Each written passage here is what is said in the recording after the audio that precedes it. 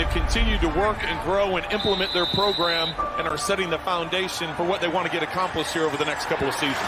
I think one of the most intriguing teams this offseason is the Miami Dolphins. The Dolphins have the capital to do whatever they want. They're competing and building a culture. I believe in team. I would say that. If you want to strive to do something great as a group, you got to work together. You have a plan, you stay true to the plan, you execute the plan. The Dolphins, this is how you turn around a franchise, like this. We're trying to build a team that's going to win right now, and we'll be very aggressive. Welcome to the field, your Miami Dolphins. We're looking for guys who are tough, who are smart, who are competitive, love to play. They have landed some big fish. Love what the Miami Dolphins did. You're trying to build something there. Patrick throws to the end zone. It is Parker. Darnold never saw the pressure coming, and he is leading. Gesicki wide open. Touchdown. Let's have some fun and play together, man. Win on three, win on me. 1, 2, 3, win. If you can get a group of young men to band together, to believe in one another, to practice and prepare at a high level, then you'll win ball games. Big man, touchdown, picked off by Bobby McCain.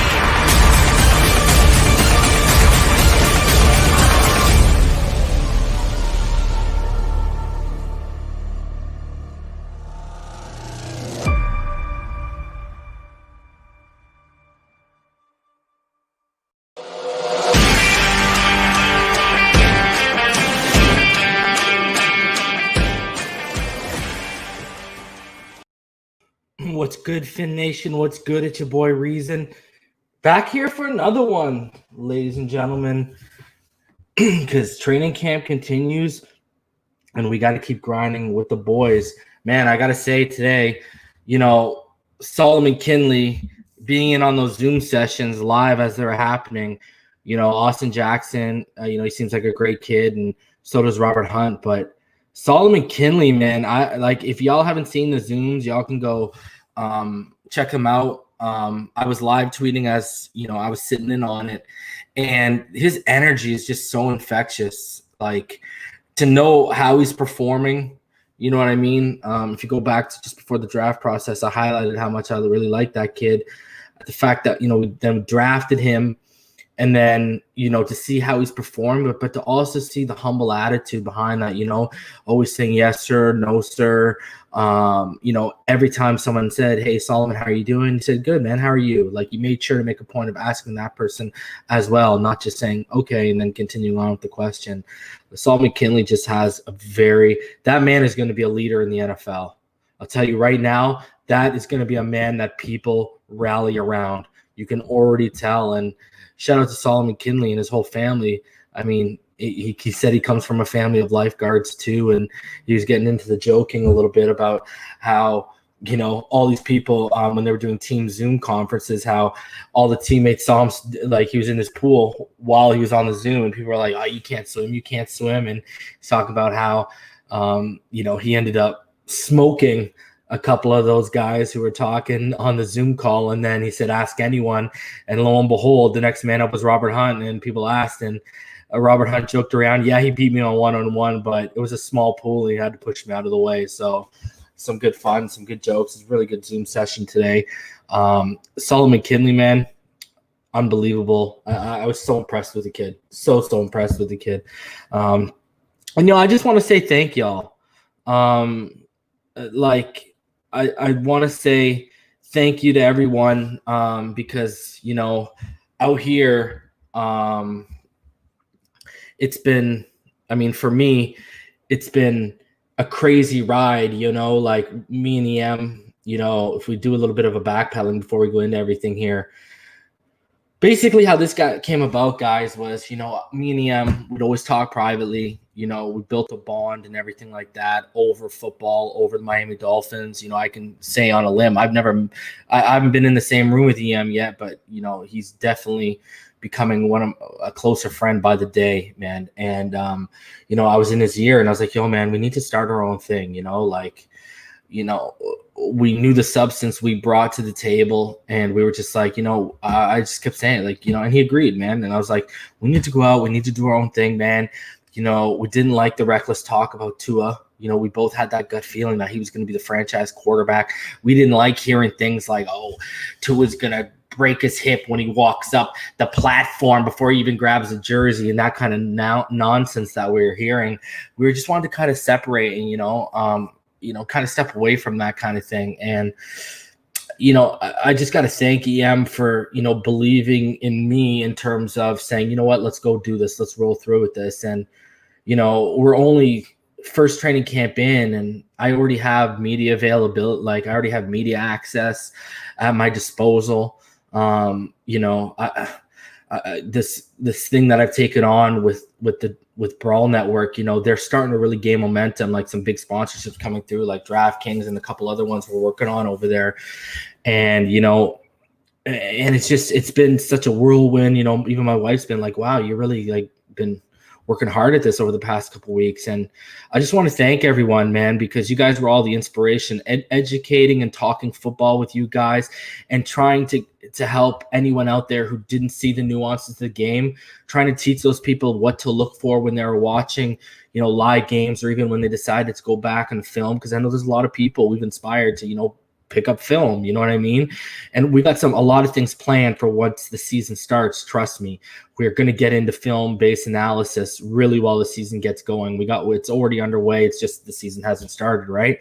So I just want to thank everyone, because, this is honestly becoming a dream come true for me, because, we're going to be going down to training camp next year. We're going to go into games next year too, when everything is hopefully normal in this world. And I'll also be covering that stuff for the Brawl Network as well, and I've already been told that, I will have media access when I'm live there at training camp and when I'm there at the games, due to my association with Brawl Network. And, this all wouldn't have happened, the snowball effect and how everything's building up and the progress that's being made, it all wouldn't have happened if it wasn't for all of you people, right? All of you subscribers, all of you people on the YouTube, even the haters, like, those haters drive me to be better than them every day, even though I know I already am. You know what I mean? Though, all of you guys drive me to be better at this and to do more at this, so I can give all of you people more access to the team than you've ever had before. And I just want to thank all of you guys for inspiring me to be better at this and to be better as a person. And I think y'all have learned by now, people who have just come around over the past couple months, past couple weeks, people who have been here from the start. I'm one of the most transparent mother, what's out here. And that ain't ever going to stop. And I want people to realize that I do it because, I want to give you guys everything I got when it comes to this, and transparency in anything you do in life, especially, social media, journalism, whatever you want to call it. Transparency is very, very key. So I just want to thank everyone for inspiring me to start this journey, being along with us in this journey. And you guys are the reason why this journey has gone from 0 to 60 real quick. So I just want to thank all of you guys, the mod squad, everyone who hits that like button, everyone who comes in here and takes hours out of their day to watch us, everyone who takes time to come on our round table and talk football. I want to thank each and every one of you, because, I can already see things starting to come to fruition, and it all really wouldn't be without you guys and the drive you guys have set up for me on the inside. So I just really want to thank each and every one of you out there, man. Like, I wouldn't have been able to see Solomon Kinley's personality firsthand and have that infectious feeling and the goosebumps while I was listening to him if it wasn't for you guys inspiring me to be better. So I want to thank each and every one of you guys. Yes, even you, Roadrunner, because you're the only Josh Rosen truther that I like. So, yeah, even you, brother. Rhino Havoc, what's good, boys?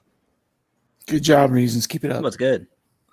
Thanks, guys, man. It's just, it's I'll be totally transparent to you. I brought it up to my wife a couple nights ago. I said, what if in 2 or 3 years, an opportunity opens up in South Florida?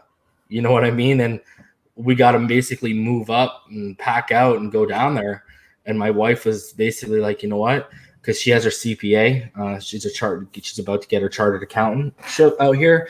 So she's like, I can just find a Canadian firm down there, because there are a lot of Canadians that travel down there.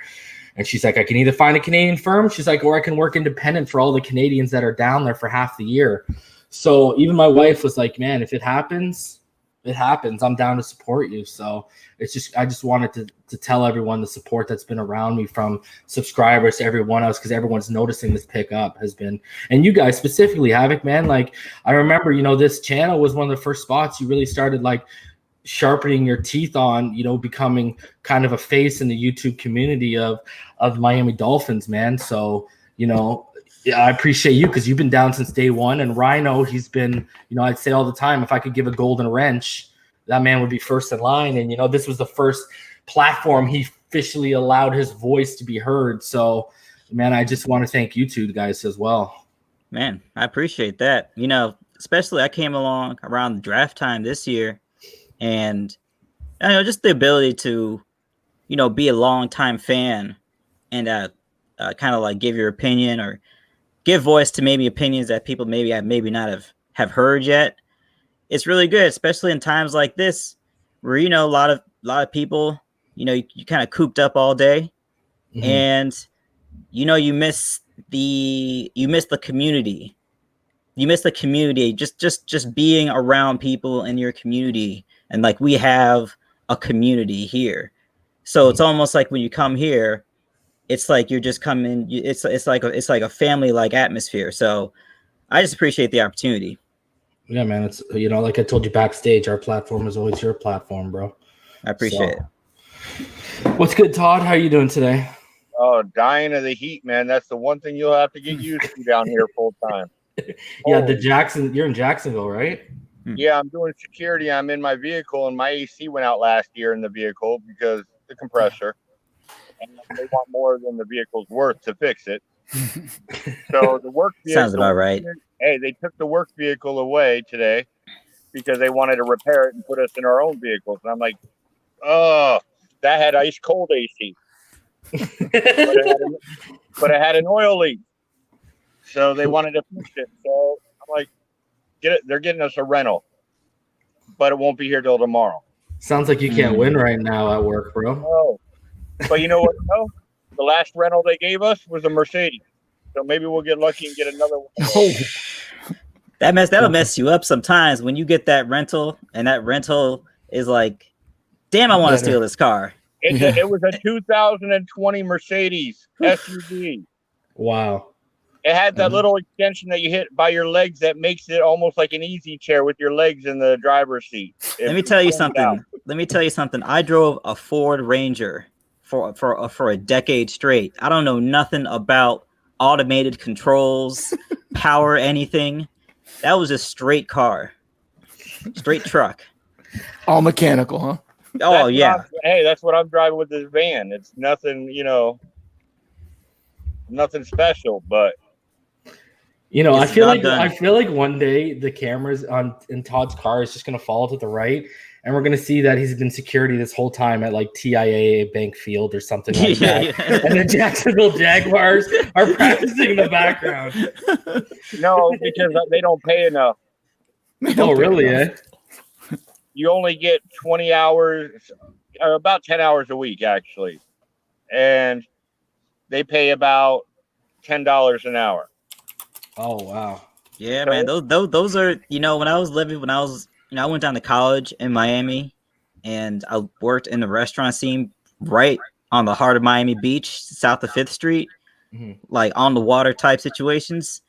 Man, the wage scales in Florida are absolutely ridiculous, particularly when you think about the cost of living in New York City, where I am. Cost of living is extraordinarily high, and minimum wage is $15 an hour minimum here. Well, you got to look at it, though. Where I'm at, I do Home Depot. Yeah. I'm doing their warehouse. And the warehouse that I'm doing holds all their cleaning supplies for the hospitals. So it's a place that is not going to get shut down due to COVID because they need all the cleaning supplies. Sure. But the problem with it is 3 people in the warehouse caught COVID. I'm putting my butt on the line. I have a girl at home with a trach, who can't be around this. So there were days where, as soon as that happened for 2 weeks, I slept my ass out in my van. I wasn't going near her. Yeah. Because if I bring it to her, I'll never forgive myself. Yeah. Yeah, for sure. That's real. You know? And it's real life. But yet they're going to go ahead and give the people on unemployment a big ass bonus. And the people who are putting their lives on the line don't get anything, any compensation. They actually get their pay cut. Yeah, it's a little messed up.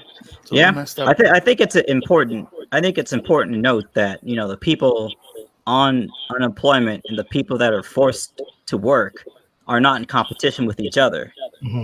You know, it's a failure of the system to look out for everyone. Yeah, I don't care about unemployment getting their money. They can get their $600 bonus, but just compensate us to help us out. I agree. EM, this man upgraded the avatar. Whoa! Nah. I see that. Is that Rosen? No. Oh. No. Never. Yo, hold on.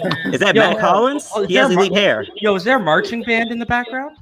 EM, I never wanted to see you so. EM, I never wanted to see you so much as I did on Larry's channel yesterday. What happened yesterday? Oh my God, Mr. You know who? Mr. Pete. Oh yeah, Pete, my buddy Pete. Oh Lord, he said if Tua doesn't show anything by the 5th day, he's a bust. Yo, Wow. I couldn't even go on the show. I was afraid I'd get kicked off the show if I went on for cussing him out. Guys, okay, hold on. Here's the real question. That is do we call him Forrest Pete or Pete Gump? I think Pete Gump sounds better, bro. That's my buddy right there. I even put a message in on Larry's show. I go, I am not coming on right now. I can't do it. Yeah. He's an idiot. I'm not ashamed to say it. He's an idiot. He's a big idiot. It's buffoonery. And I hope he's listening too. I hope you listen, Pete.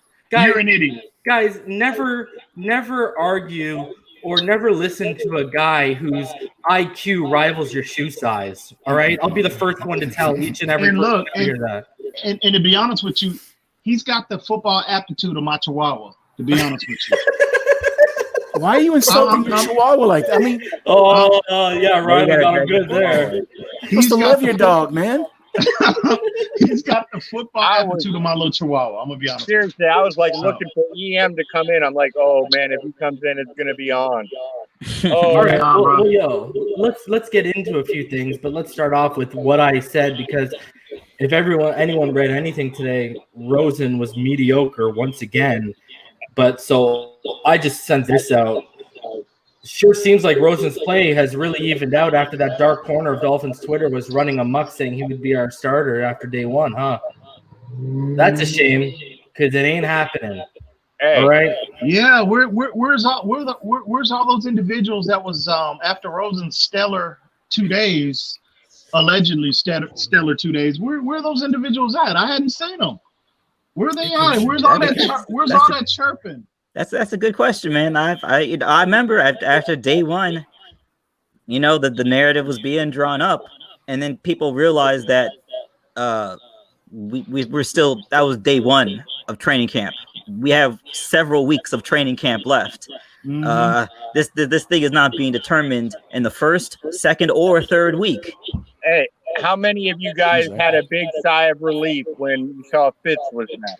Oh yeah, let's get into this right. Let's get into this. Hey right now. So we'll start off with the Miami Herald, and basically what they said was Ryan Fitzpatrick returned after taking a day for personal reasons, and the quality of the quarterback play immediately and dramatically improved. And that included Tua Tagovailoa too, who rebounded nicely from his first 4 day of camp on Friday. The whole offense seemed to get energized with Fitzpatrick on the field. Hold on, I gotta mute one of you guys because I got feedback.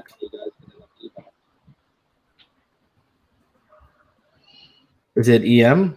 Yep, it's EM. EM, after I'm done talking, I'll unmute you. So going back to that. Fitzpatrick was very, very good, unleashing several nice throws to both Devontae Parker and Preston Williams. He also hit Isaiah Ford, also popping up again, for a long gain, and Mike Gesicki for 2 significant plays, including a 40-plus yard pass that beat Eric Rowe. So maybe the arm isn't as shot as people were making out to believe. And then Fitzpatrick threw a long touchdown to Preston Williams, who had at least 6 steps on Noah Igbenogany in what appeared to be a communication error in the secondary. That highlight actually is on Twitter. I can bring it up if people want to see it. And then he goes on, but there were some encouraging signs from Tua Tagovailoa early on. He delivered a bullet on a seam pass to Chester Rogers with 2 defenders in coverage. It was the type of pinpoint pass that made scouts salivate when they watched him at Alabama, and probably his best throw at camp. And have you guys noticed, even yesterday, like when he had a bad day, people were pointing out that Malcolm Perry might have been his best throw at camp.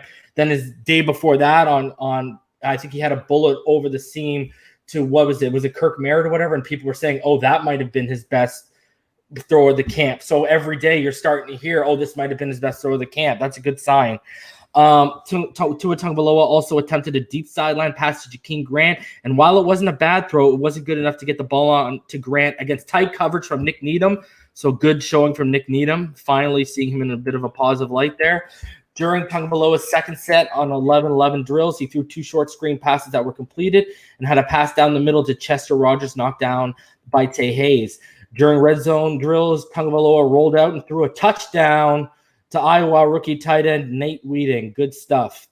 Tagovailoa's final work in 11-11s was less productive. Malcolm Perry dropped a decently thrown pass, so drops have been a concern the last couple of days if you guys have been following along. And then Tay Hayes popping up again, knocked away a pass in coverage. And shout out to my homie David Craig from Dolphins Brawl. He's really high on this Tay Hayes kid, and he's been popping up the past couple of days. So where's Tay Hayes from? We had him last year, didn't we? No. He got hurt. I think we had him last year and he got hurt. Oh, okay. Okay. I never heard the name. That's why I was wondering. Yeah, he got hurt last year. Tua Tagovailoa then connected with Matt Collins and Perry for short gains, but then threw 3 consecutive incomplete passes when his receiver simply couldn't break loose from coverage. One of those was intentionally thrown out of bounds. The other 2 were thrown in a way that wouldn't have been intercepted. And you're also hearing that the receivers couldn't break away from the coverage, but he's still putting in a position where only the receiver can make a play on the ball. A bit later, Gary Jennings dropped a well-thrown ball down the middle. Remember, Tagovailoa was targeting multiple first-round receivers at Alabama. With the Dolphins, he's throwing mostly to rookies and journeymen trying to make the team. So right there tells us doesn't have a lot of reps with the Prestons and the Devontae Parkers and stuff like that. And I told everyone yesterday, Josh Rosen even has live action reps with those guys. And the fact that his one-on-ones yesterday were eerily similar to Tua, that I'm not saying panic, but that should be just something to keep an eye on is what I'll tell people.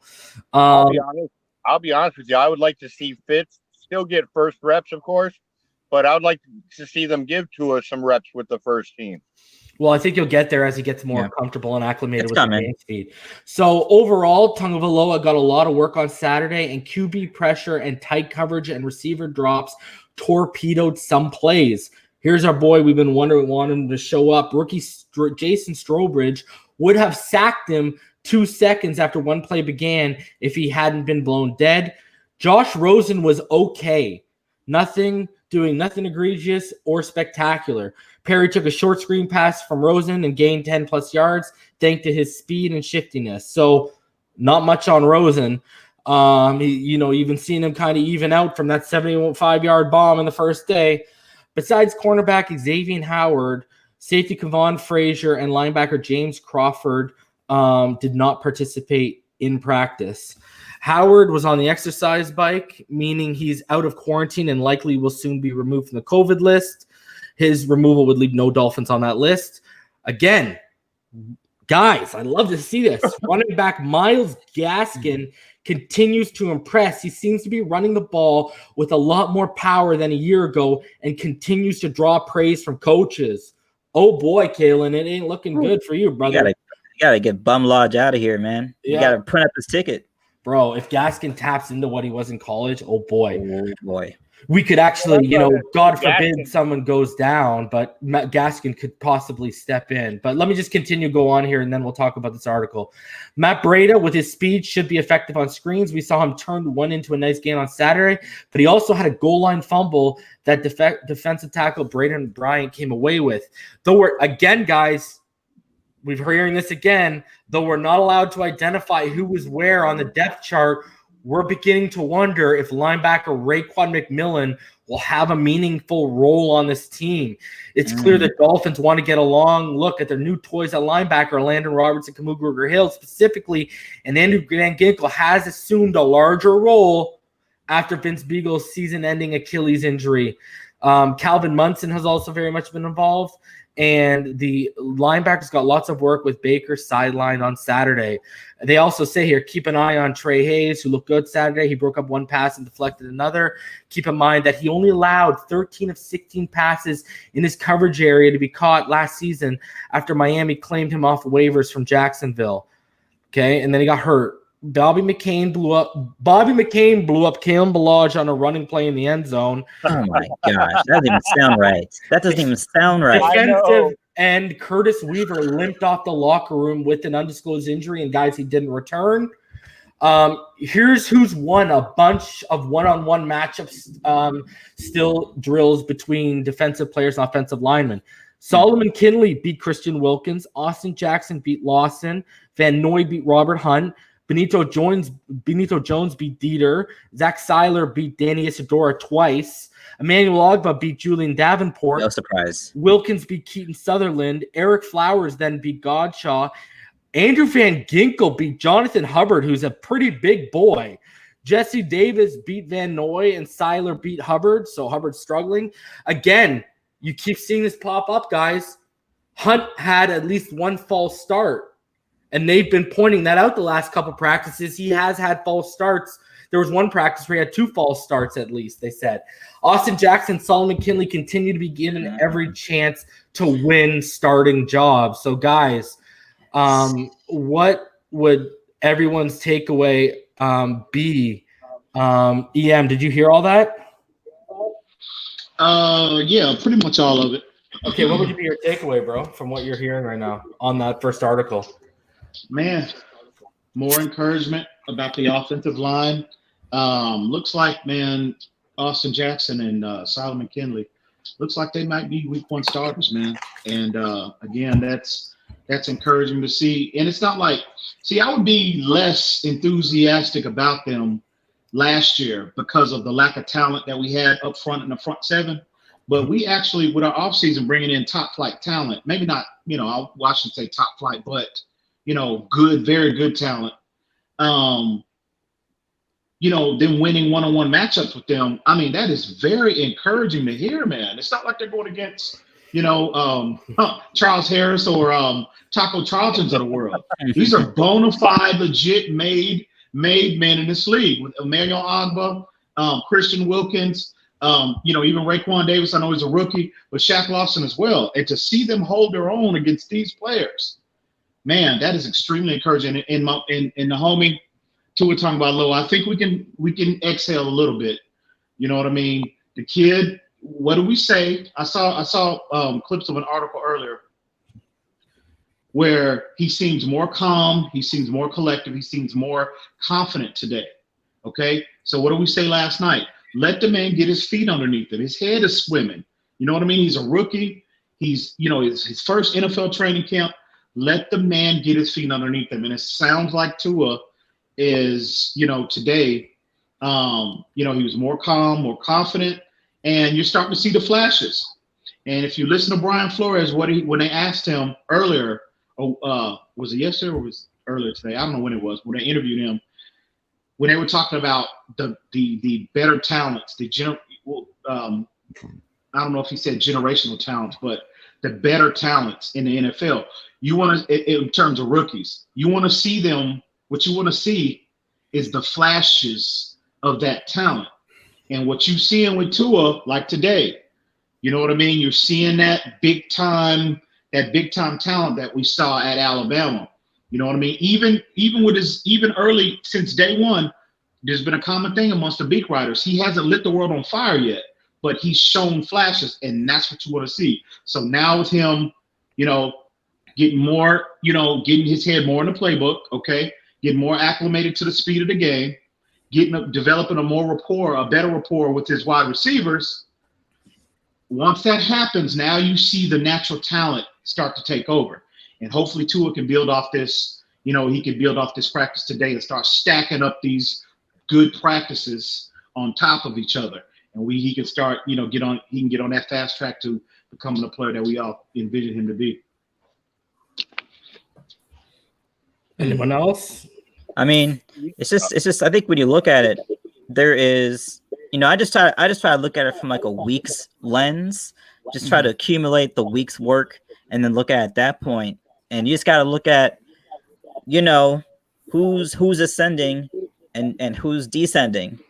And it looks like Tua is on schedule, in my opinion. I mean, he's doing what they're asking him to do, and that's all you can ask really from a rookie. Yeah. And you're looking at a situation, particularly with the veterans we brought in. They all seem to be having promising weekends. I think the not necessarily an area of concern, but it seems like Byron Jones is out here getting toasted on the daily. But once again, everyone is learning their assignments. Everyone's learning a new defense, learning new offense. A lot of new moving pieces. So. That's my thing, Havoc. He could be getting burned, but he may think he has help over the top that may not be there. So it looks like he's getting burned, but he's really not. How do we even know what's really going on? The reporters don't see everything. I mean, we have no idea. That's why I take everything with a grain of salt. It's nice to hear all these positive things, but what is going on? We don't know. Yeah, we have no idea. But you know what impressed me though was hearing what he said about Austin Jackson. Lawson beat him a couple days back, and he turned around and came back, and he got Lawson today. Yeah, but what if the rest of the practices that Jackson's doing badly and we don't see it? Not saying he is, but it's so hard to take any of it with any real confidence. Yeah, I understand that point. There was the one-on-ones the other day where he got beat by Lawson pretty bad. Yeah, for sure. And then the one-on-one today, he turned around and got Lawson. We have to go by what we know. Is what I'm saying. We don't know everything, but we have to go by what we actually do know, and the best information that we got. Did you guys he didn't release an article, but did you guys see Cameron Wolf? Right, he said it was the best practice of camp so far. He said the offense and the quarterbacks bounced back. He said no interceptions for any of them. He said Ryan Fitzpatrick was lighting it up. He said chemistry with Preston Williams, Devontae Parker, and Mike Gesicki is a fire emoji. He called the touchdown to Preston money, and also Fitzpatrick. We'll get into it. He did have a touchdown run today as well. He said he was loving the hitting in the team goal line drills. He said it was real football. He said Tua Tagovailoa was solid, and he also highlighted that best throw yet, that laser on a 20-yard seam to Chester Rogers. And he said Preston Williams and Devontae Parker have been co-stars of camp. If healthy, a strong season is coming. And he said Raekwon Davis and Noah Benagan, he kept flashing today. It feels like a scrimmage went on today. And look, it feels like a scrimmage. You got a lot of young guys too, so you're gonna have that vibe. Yeah. And we shouldn't be surprised to hear Fitz lighting it up. They're just building upon his rapport with those two receivers, those three. He's just building upon what happened in the second half of the season last year. So that's very encouraging. You want confirmation. Exactly. Yeah. So go ahead. Oh, thank you. It's just interesting because I think particularly when you're talking about some of the veterans we brought in, when you got guys like Byron Jones and Van Noy that we brought in, a lot of it for them is they're not out here trying to win jobs. You know what I mean? Like basically they got the job, they got the big check, and they've earned the right to have that. So, they may just be going through the reps and they're not necessarily concerned about getting beat on certain coverages, things like that. You know what I mean? So that's why I'm saying just take a weak view. Although I will say I have not heard any positive coverage of Kalen Ballage since training camp started. I've not heard anything positive so far. That's all I'm saying. Havoc, with what you said about Byron Jones, he's been getting toasted or whatnot. But look who he's facing. Devontae Parker toasted everybody last year. Preston Williams. I mean, everybody. And Preston Williams flashed. Gilmore couldn't. Gilmore couldn't. I showed people some clips. Gilmore couldn't handle Devontae. Couldn't do nothing with it. Not only going up for back shoulder throws, but his route running. Devontae Parker. I don't think people realize his route run. I've been telling people. I've been telling people all year when they were talking about all he was getting was 50-50 balls. I'm telling you. So the fact that he's making plays against Byron Jones, I'm not concerned about that. Devontae Parker just might be that guy now. I think so. He might be that guy. That's what I was going to say. The second half of the season was his awakening. I mean, we may be in a situation where we may have two, legitimate 1,000-yard candidates at the wide receiver position, health pending, of course. But just where did I get cut off there? Somewhere around route running. Yeah, I still don't think people realize how crisp and how sharp his route running became last year. Like you could tell he really improved on his double move. His cuts were a lot cleaner, crisper, and he was breaking out of them a lot quicker than he had in years before. And you really saw it when he was going up against elite corners last year, man, because that's how you're going to beat the Yeah, that's how you're going to beat those guys, man. They can keep up with your speed. They can mirror you. They can flip, they can flip their hips and they're right there with you, mirroring you the whole way. But when you start beating them with double moves and crisp route running, that's what starts separating guys, I think. You remember we went on that when we were on that other platform last year, and I was consistently saying that all year. Y'all need to get into that tape. I'm telling you, but they would keep saying, no, he's just a 50-50 ball jump receiver. Go watch how he beat Gilmore, bro. Go watch how he beat Gilmore. He beat Gilmore. He beat Gilmore more with his route running last year than he did with 50-50 balls, bro. That's not even a question, bro. Try to tell him. Confidence does a lot for a player. Gase beat him down when he was here. You look at now with the confidence he's getting, the work he's putting in, he would have never went up and talked trash with Thomas from New Orleans prior to this past year. That's a good point. Skyrocketing. That's a good point. Devontae is like, I'm in your class. You just don't know it yet. Basically. And remember in previous training camps when the reports were coming out about the matchup between X and Devontae, they were talking about X took his heart like 2 years in a row. Remember that? Yeah. No, not anymore. He just might be that guy right now. He might be, bro. I think so. I'm not concerned about Byron Jones. But also, when X came on the scene, I mean, he was a dog in practice from day one. He was dogging guys out day one. Definitely. Everybody. Definitely. If you want to look at it, this is just going to make Byron Jones that much better. There it goes. And Devontae better. And Devontae and Preston better. Whoever's going up against them, it should. Iron sharpens iron. So I'm not worried about Byron Jones, bro. It's just me neither. So let's keep it. Here, Balaj getting blown up by somebody 40 pounds lighter. Whoa! Balaj, am I really that surprised? I told y'all this guy. Bobby McCain. Oh, come on, Kalen. It's over, brother. Yo, he is now hit rock. We thought 1.8 yards per carry was rock bottom, and he's managed to find a new rock bottom. Good for him. Bobby McCain is flexing on top of you. Oh man! Hey, the player we talked about blowing you up. Wow, that's disturbing. Yeah, that's disturbing. Well, you know what else is disturbing? His best days have just been when he was not mentioned, because anytime he's been mentioned in reports, it hasn't been positive, bro. But let's keep it moving to what the Palm Beach Post, another great guy with Joe Shad, Hal Habib, who also sits on the Zoom sessions. He has some pretty decent questions too. I will say this, guys, no one is better than Travis Wingfield at asking these questions. That man was built 100%. For those media sessions, man. In the middle of him asking questions today, I literally tweeted that out. Like, he's just built for this. So anyways. I'll be right back. Yeah, no problem. So here's what they said in terms of what they saw today. So Preston Williams has looked like Preston Williams all week, which is great to hear. That's a vital takeaway considering Williams suffered that knee injury.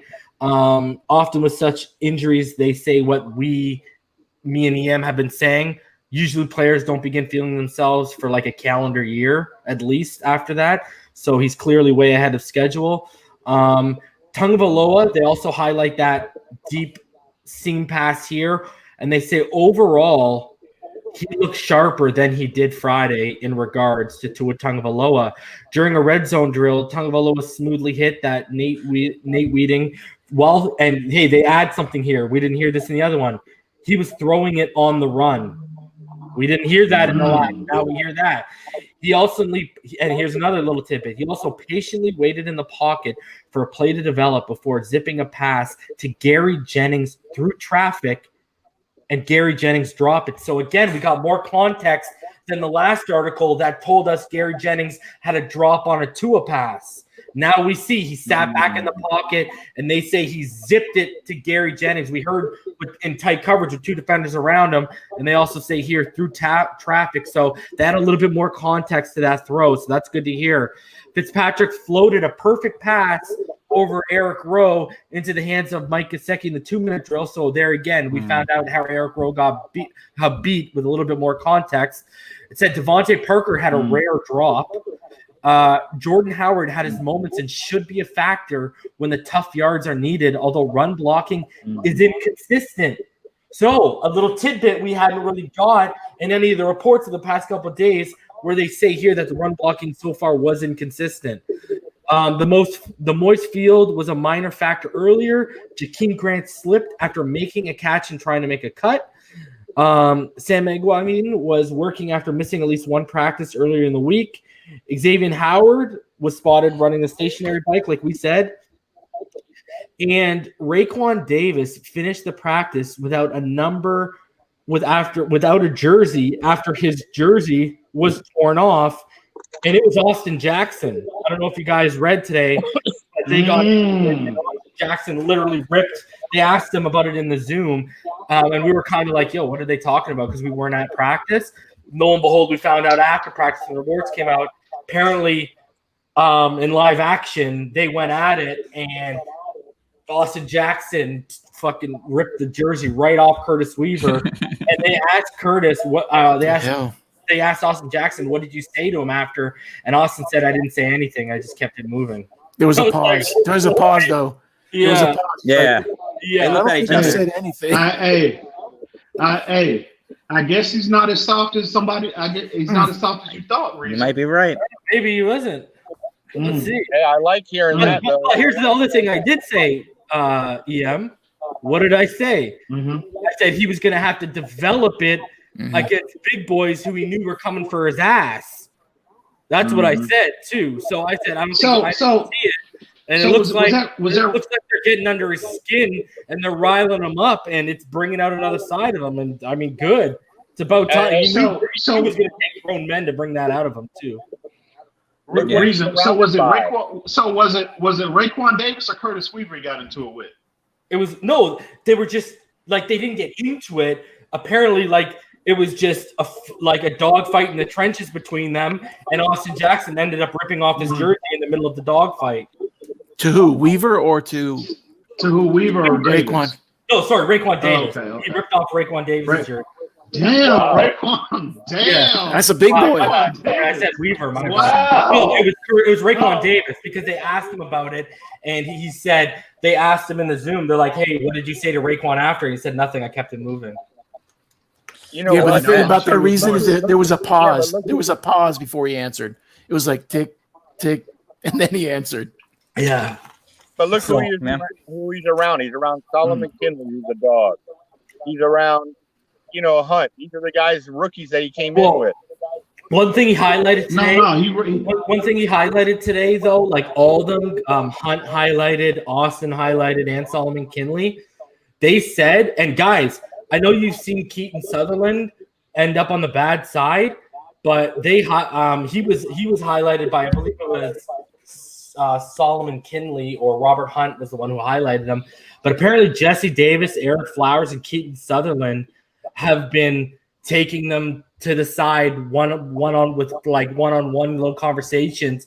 And they've been really instrumental in helping all these guys, like in the film room and then on the field after they see something, even if they have successful reps. So it really seems like,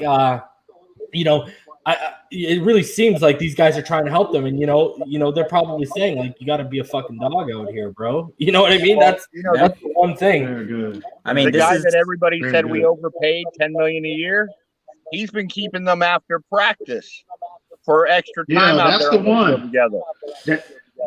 That's the one who he's learning that physical. That's the one he's lined up to right next to him. He's getting we all know how physical Eric Flowers is. Yeah. So he's learning firsthand right next to him on what it takes go ahead, Todd. I love seeing Flowers taking the leadership role and holding him after practice. Oh, absolutely. And working with him, man. Absolutely, bro. I mean, he's absolutely.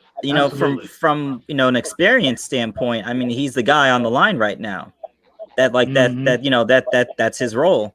But it's him and Jesse Davis, right? I think that's why Solomon Kinley has been another thing that's helped him be so successful too, because Solomon Kinley did point out the biggest learning curve has been technique, right? And he said that's when he highlighted Jesse Davis. And I think that's because Jesse Davis has been seeing, if not as much, then I think he has, my personal opinion, I think Jesse Davis has seen more snaps at right tackle than Robert Hunt right now. And I think that has helped Solomon Kinley, right? So I think Jesse Davis, he's arguably one of our more experienced guys on the line right now because he's done guard and tight end and right tackle work, man. Yeah. And you hear him, and again, he's another player, as we highlighted on this platform, second half of the season last year, he improved. We saw the improvement up close and firsthand. So it looks like he's building upon that, what he was able to achieve in the second half of the season last year. Because I've been hearing a lot of good things about Jesse Davis as well. Just steady. And that's all you want your offensive line to be. Just give me steady production. And it sounds like he's taking another step in the right direction. So. Yeah, I think it's important to note how important, particularly in the type of team we have, how important versatility is for a guy to build his reputation on doing whatever he needs to get on the field. That guy that will learn whatever position he needs to learn to get on the field. That's New England has a guy called Patrick Chung that did that for them on their defense. To have a guy like that can once again help you unlock your best roster, your best combination of guys on the line with a guy like Jesse Davis that can play multiple positions and take a leadership role on top of it. Yeah, and I want to say here, because Shake Money gave the $5 donation. It says Balaj is looking like Tarzan. I want to say playing like Jane, but I'm sure he can break a tackle from Bobby McCain. There you go. I don't know, man. I hope so. He didn't do today. I don't know, man. Kyle Burke says, do you guys think there'll be 2 or 3 rookies on the line week 1? I mean, when you go back to when camp started, we thought it might be 3, but now it's looking like, I said this privately, I said this privately to EM. If you were going to ask me who to pencil in at that right tackle based off reports, it's probably going to be Jesse Davis. And I think Solomon Kinley and Austin Jackson are probably going to be week 1 starters. I think you can pretty much start to lock those guys in. And I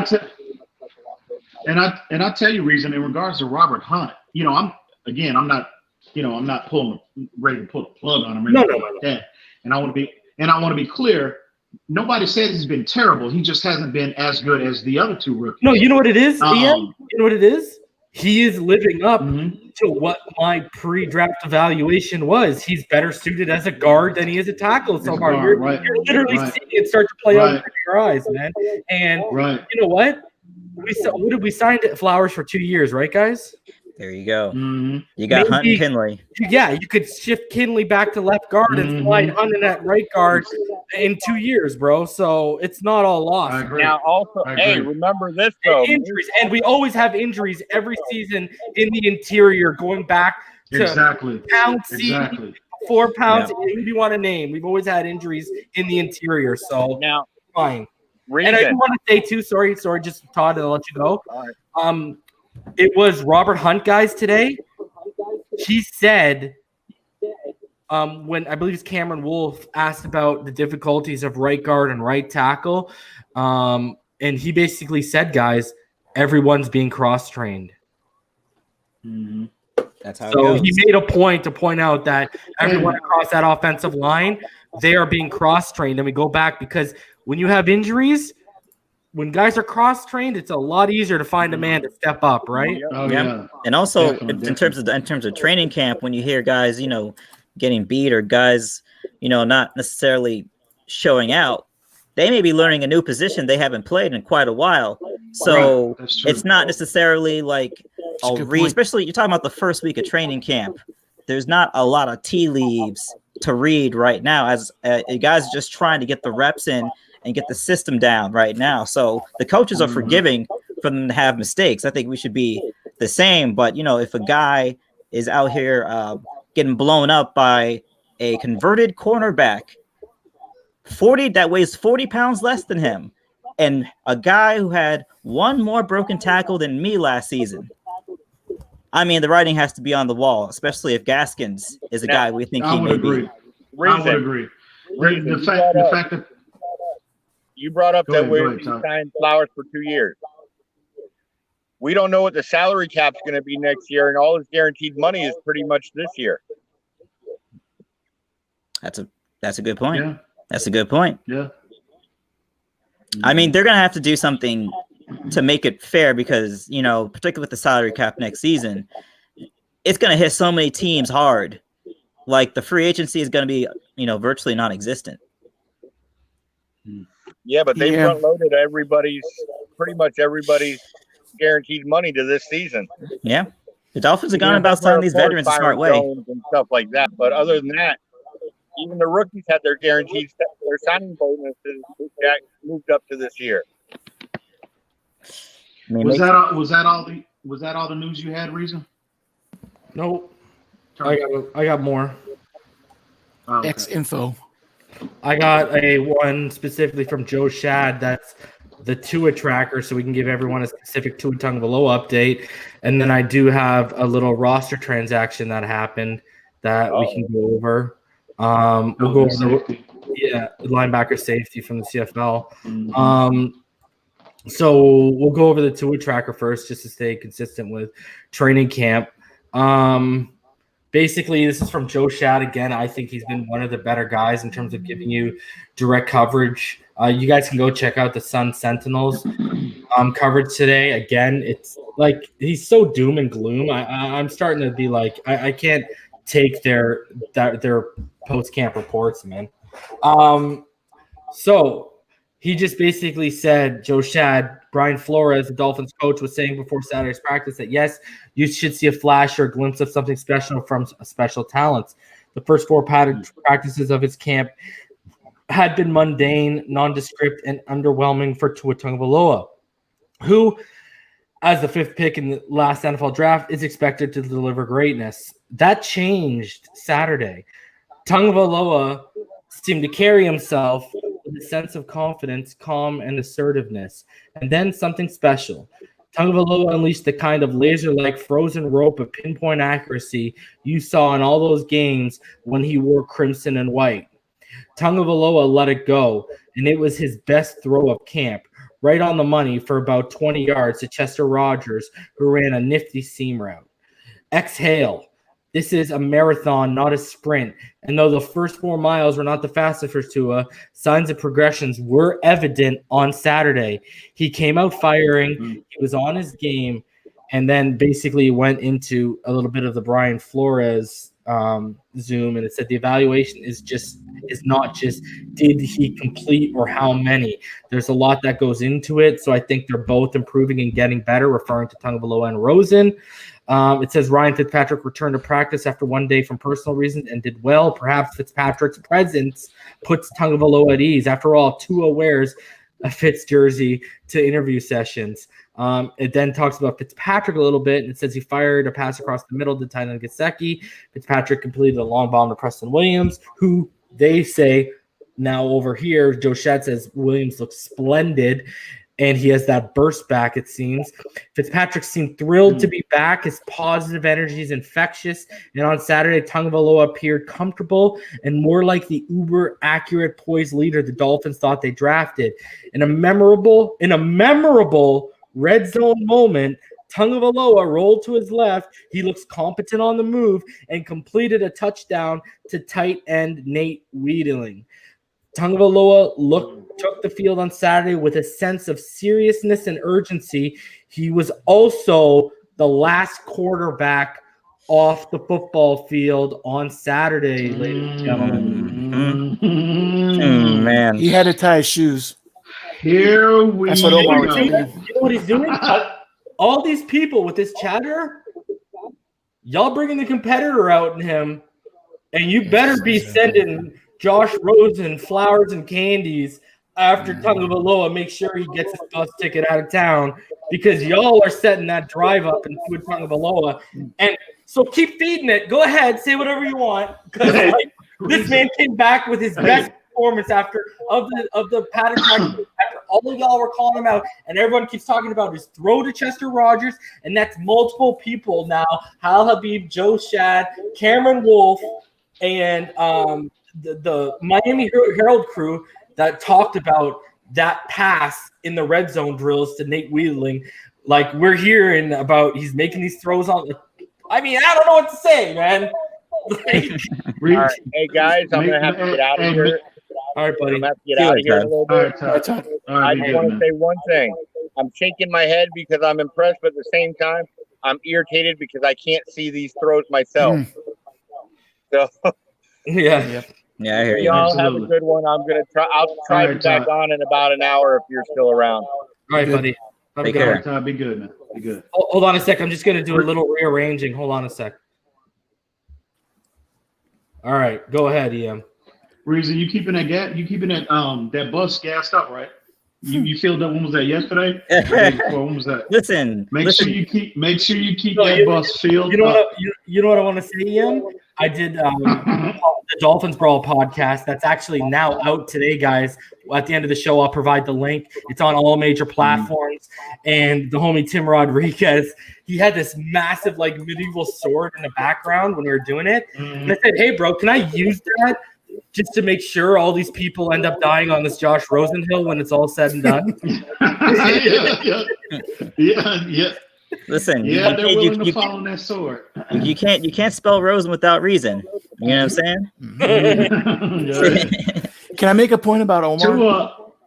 Go ahead. Go ahead, Rhino. Do you guys remember at all, like 3, 4, 5 years ago, probably 4, where other reporters were posting pictures of Omar asleep at training camp? Do any of you remember that? Yeah. I remember that. Okay. You guys are assuming he watched today's practice. I don't. I'm serious. The guy does not have the best work ethic. Well, I'm not gonna say that. You know, Omar is I like Omar Kelly. I like him too. For years. I'll tell you this right now, bro. You want to hear this, EM? He's the only out of his report today, if I remember correctly, and I'm pretty sure I do because I'm looking at it right now to see if I can find it. Buddy, he's the only one that didn't highlight that throw to Nate Wiedeling. I'm telling you, man. And bro, he also said his hurry up series was underwhelming. He said he just talked misfires, but he tries to say, his 11 on slaps were much better than previous practice sessions, which could indicate he's starting to develop chemistry. But he doesn't even highlight, bro. He doesn't even talk about the Chester Rogers throw, bro. I don't know what's going on there. And he was the one banging the table for 2 or 4 years. I don't know what's going on there. Have you heard why he was banging the table for him, bro? If you remember why, I've told you this privately. He leans on other people to tell him who to bang on the table for, or to, like, in terms of scouts he trusts. Like, because he's asleep. people in the community. He said this openly that people in the community, like terms of scouts he trusts and friends he has, they're the ones that put players on the radar for him. It's not by himself. He's not like me and you, EM, bro. He doesn't go out and find them himself. People put them on his radar, hype them up to him. Then he'll watch like highlights and stuff on them. Like, bro, this guy didn't know who Javon Kinlaw was at the NFL draft, bro. Like that is true. And he thought Fitz was 35. And then EM, when he was told, that he was going to be a top 15 pick in front of him, the story goes that Omar Kelly just shrugged his shoulders and walked away. Looked him up and down, shrugged his shoulders and walked away, bro. And we're talking about he's covering a defensive tackle needed team, and this man is out like. But I like in terms of commentary and opinions, I like that. But I don't lean on him for evaluations, bro. Oh no. That's fair. And I'm starting to see that he's leaving stuff out of his reports. And he's painting this picture, and it's like I don't. Years. No, I'll tell you right now. I told you this privately. I think he had these. I'm not going to say 40 touchdown expectations, but he had expectations in those realms. I'm thinking in terms of this kid needed to come in from day one and show clear cut. He should be QB1. I really think, like when the Pats came on, that was that man's expectations, bro. And he's an opinion guy at this point. Maybe why haven't I seen it yet? And like, bro, like, come on, man. You might be right. He's an opinion guy. I mean, he's trying to get on the national scene. Yeah, but he's a reporter. Sorry. So was Stephen A. Smith. Oh, he was a reporter. You're good, bro. You're good. Omar Kelly, I'll say he's definitely an acquired taste. You know what I mean? But I like his honesty. I like his. I respect his. Yeah, I respect that. You know what I mean? So, but I don't like it. Don't get it twisted. But now I'm catching him leaving things out, bro. I agree, and I can't defend that, bro. You know what I mean? He's got a lot of explaining to do in that regard. But don't get it twisted. I don't rely on his ability to evaluate players. He's entertaining. He's entertaining. It would also make sense to me, bro. We already don't have a lot to go off of. Yeah. And now you're leaving out key pieces like that. Like, that's what I feel like he's leaving it out to continue his narrative of, he's been unimpressive. But if he puts that in there, people might say, how has he not been impressive when you're pointing that out? But here's the thing, bro. I'll subscribe and I'll pay money to the Palm Beach Post before I pay money to the Sun Sentinel because of what's being left out. Not in terms of, I don't like Omar. I like Omar. Nothing to do with that. Or Safid Dean, nothing to do with that. But now that I'm starting to see them leaving things out that other publications aren't, I wouldn't spend that. I wouldn't subscribe to them, bro. I'll tell you that right now. Can I tell you something? You said that he wants him originally to be quarterback 1, but then he will also say, I don't think he'll be quarterback 1. That's what Omar does. He takes every side. I mean, he's opinionated. He's opinionated. I don't want to spread the narrative that he's lazy or he has poor work ethic. I don't know. It just seems like he's definitely like more of an opinion guy than a straight hard research journalist approach to it. Yeah, it's a stylistic approach. So who would you say in our Dolphin world, in our Dolphin reporter world, would be a reporter, quote unquote? Probably like Travis Wingfield. A guy's giving you the straight facts. Alan Papar. Travis, I think Travis. He's more analytical. Travis. He's a lot more analytical. Exactly. But if you want, I don't put Travis in that category. If you want reporters, I've been saying this since before camp. Joe Shad, Alan Beasley, Adam Beasley, Alan Pupar, Cameron Wolf from ESPN is pretty good. Who else? I would say Barry Jackson. Barry Jackson's pretty good. Safadine tries to give you as much as he sees. Like those type of guys are, in terms of if you want the most facts that are going to come out after a training camp ends, those are the guys that I would be following, and those are the guys that I constantly go back to. But to me, out of the Palm Beach Post, Miami Herald, and whatever I do, and Sun Sentinel, my top 2 guys would be Joe Shad and probably Adam Beasley. Okay. There's a lot of sources, and I think that's just take that into account. There's a lot of sources, and we have to. This is the only way we're going to get any information about the Dolphins in training camp. So, don't just rely on one source. You have multiple sources. That's true. Mm-hmm. I agree. Yeah, I agree. Just do the research. Yeah, definitely. And then quickly here, guys. The Dolphins are expected to sign linebacker / safety hybrid Nate Hawley, the reigning CFL most outstanding rookie. Several NFL teams wanted to work out Hawley once he was secured his release from the Calgary Stampeders, one to watch in Miami, and that's because the CFL, they're not getting bailed out by our government. They're not getting any money bailed out, and they've already been kind of suffering financially, so the CFL doesn't look like it's going to be operating this year, so they allowed players to get out of their contracts. So you got tape on him, reason?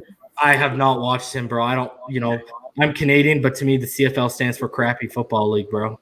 So I'm not a fan. I haven't been a fan. And let's remember, in the last 20 years, 25 years, who's transitioned from it? What? You go back to the 80s, what? Warren Moon, Jeff Garcia, Doug Flutie, and Cameron Wake, the only successful players in the last 25 years. So it'll be interesting to see about Nate Hawley. I mean, it's going to clearly be an uphill battle, but it is a good thing that he plays safety. I mean, that's for a team like us, that's pretty freaking low on actual safeties. You know what I mean? Especially, whether what's its face McCain starts or not, the depth behind them, there isn't really much, right? So I know he played at Kent State. So obviously he went undrafted in 2017. But then he signed with the Minnesota Vikings and then he was released. So I think he played with the Rams too, didn't he? Didn't the Rams pick him up briefly? They signed him in 2018 after he had spent some time in the Indoor Football League, and he was waived at the conclusion of training camp. So last year he had 18 regular season games. He had 78 defensive tackles, 22 special team tackles, 1 sack and 1 interception, and he was named the outstanding rookie. He basically sought to be released on Valentine's Day, and he filed a grievance against the CFL. And but the thing was, he had just come off signing a 2-year contract the year prior. So when the NFL window had closed, the CFLPA announced that they were taking Hawley's case arbitration. And then when they canceled their season on August 17th, that's when Hawley was released. I mean, I appreciate the hustle, trying to grind your way into the league. He wouldn't be the first. Yep. So we'll see what you got, kid. Safe at CFL, though. I'll tell you that one thing. Yeah. I mean, if you have the chance for the Dolphins, you definitely need to take advantage of that. South Florida living, bro. Come on now. Did y'all see Tua's house that he bought? No, I haven't. No, you house watching, EM? Look at this guy. No, are you stalking house watching, bro? Hey, no. Hey, somebody posted on Facebook, bro. I mean, it's a sweet pad, man. It's like I think he paid like 1.8 for it. And come on, bro. Man, come on, man. There's nothing less. Ian, you gotta post things like that on Twitter, man. Bro, I'm non-existent on social media until I get upset with somebody and I want to just go at somebody's neck. You know what I mean? Yeah. So y'all know I'm non-existent on social media, bro, for the most part. So let's see this house. So Tagovailoa, he signed at $30.2 million, but he took a modest 5,200 square foot place in Davie, Florida, with 6 bedrooms and 4.5 bathrooms that overlooks a lake and features a pool. And you know what? On top of that, the Miami Dolphins training facility is in Davie. There's a picture of it. Mm-hmm. The Dolphins training facility is in Davie, by the way. It's a $1.65 million home sitting on nearly 1 acre. Look nice. I mean, the Rock lives out there too. Let's see inside. Apparently, they're going to show us what it looks like inside. Lifestyles of the rich and famous. It doesn't look like new construction. It looks like an older house. I mean, it's kind of looks like a nice house in Florida. Not inside though. Inside's new. That kitchen, yeah, nice. He's probably got his family with him too. You know what I mean? I'm disappointed though. Lake, come on, bro. You don't want to be near no sharks. Come on, bro. It's living near a lake in Florida is real common, man. Real common. Yeah, I'm on one too, but so like, man, you on a lake right now? Talking about he's on a lake. That's what I'm saying. I want an ocean, man. I'm on a lake. I want to move up. I thought Tua would move you know up. what the thing is? You know what the thing is? I hear you. I hear you. Like, I hear you. at least when I'm in Orlando, like Kissimmee, Lake Nona era, every house has like a man-made lake built behind them. Like, yeah, literally every house. Yeah. There's the inside, his kitchen with his rear patio view. It's a nice view. Look at that little entrance with a little billiard table. What is that's a nice starter house for him. Look at this. They set up a billiard table like a coffee table right in front of a sofa. Wow. Yeah. Hey, fellas, I'm going to have to get back. Hey, I'm going to get back, fellas. I'll holler at y'all in a little bit, man. All right, See you bro. later. Have a good one. Y'all be good. All right. All right, man. That's a pretty house. Yeah, man. That's a nice starter house. You know what I mean? He'll upgrade it the next contract. Starter house. Yeah. You know what, Havoc? Maybe you were right. Maybe this is just his training camp house. Yeah. I mean, this is probably his, I want something close to the training facility. I want something big enough for my family type house. They gave him $20 million this year. They gave him $20 million all this year. So he took 10%, bought a house. There you go. That's a smart investment, right? Look at this is where he's going to sign his next contract if they fax it over to him. Boom. Yeah, right. And hey, look at let's be honest with ourselves. Screen here, TV here. That's a good film study room. Last I checked, if you want to do some at home. I'd love to see it after he gets through with it, though. Inside, here's the master bedroom where the left arm of God will be laying down. Angels of Miami. The left guard of arm sleeps lakeside. Where the third arm of Tua Tagovailoa will be getting most of its work. No, that you get the high rise condo in South Beach if you want that type of lifestyle. You don't live out in Broward. That's what I figured he would do. That was my. No, man, I didn't think it for Broward. He's going for the Broward look, man. Yeah, I get it. I'm from out there. Shout out to Davey. That's amazing, bro. Yo, I'm gonna drop the link if anyone's back there and wants to join us, and just chop it up a little bit more. Let me know. I see K all day, bro. Were you even around, man? I'm pulling Jalen Hurts like whoa for you, bro. Stevie TV. No, I'm not gonna be live tonight. I'm gonna be with my wife because I've been like neglecting her heavily right here. So bad reasons. She's literally taking my kid out right now to go meet up with family, and I'm like, yo, I'm gonna stream so we can hang out. So, hey, yeah, you gotta grind out, bro. I got dreams I gotta reach here, bro. There it goes. It's like Meek Mill out here dream chasing. There you go, bro. Dream chasers. What's good, Chick? Hey, what's happening, man? How you doing? Chick. Love your avatar every time you come on, bro. Oh yeah. That's what's gonna happen, baby. I agree. Give me 5 years. Just one? Well, in 5 years. You can only have one at a time. You can only one at a time. Eat a horse one bite at a time, right? What? That's a country saying right there. Yeah. Eat a horse. What? That's right.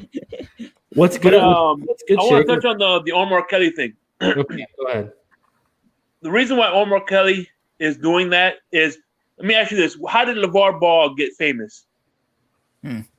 Undefeated, never lost.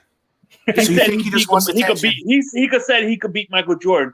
Had he said, "Oh, Michael Jordan will beat me," nobody will be talking about him. So what Omar Kelly does is he pisses off the fans because mad fans pay more attention than the happy fans. If that makes any sense. And that's what he does. He's pretty much doing is baiting, leaving out stuff so you could pretty much talk about him a lot. You know what I mean? Let me ask you this though, Shake. Like as a fan, okay, see, like when I went to college the first time around when I played ball, my what I was majoring was journalism print. Okay, back when print actually meant something in the early 2000s, still, right? And like, don't you gotta?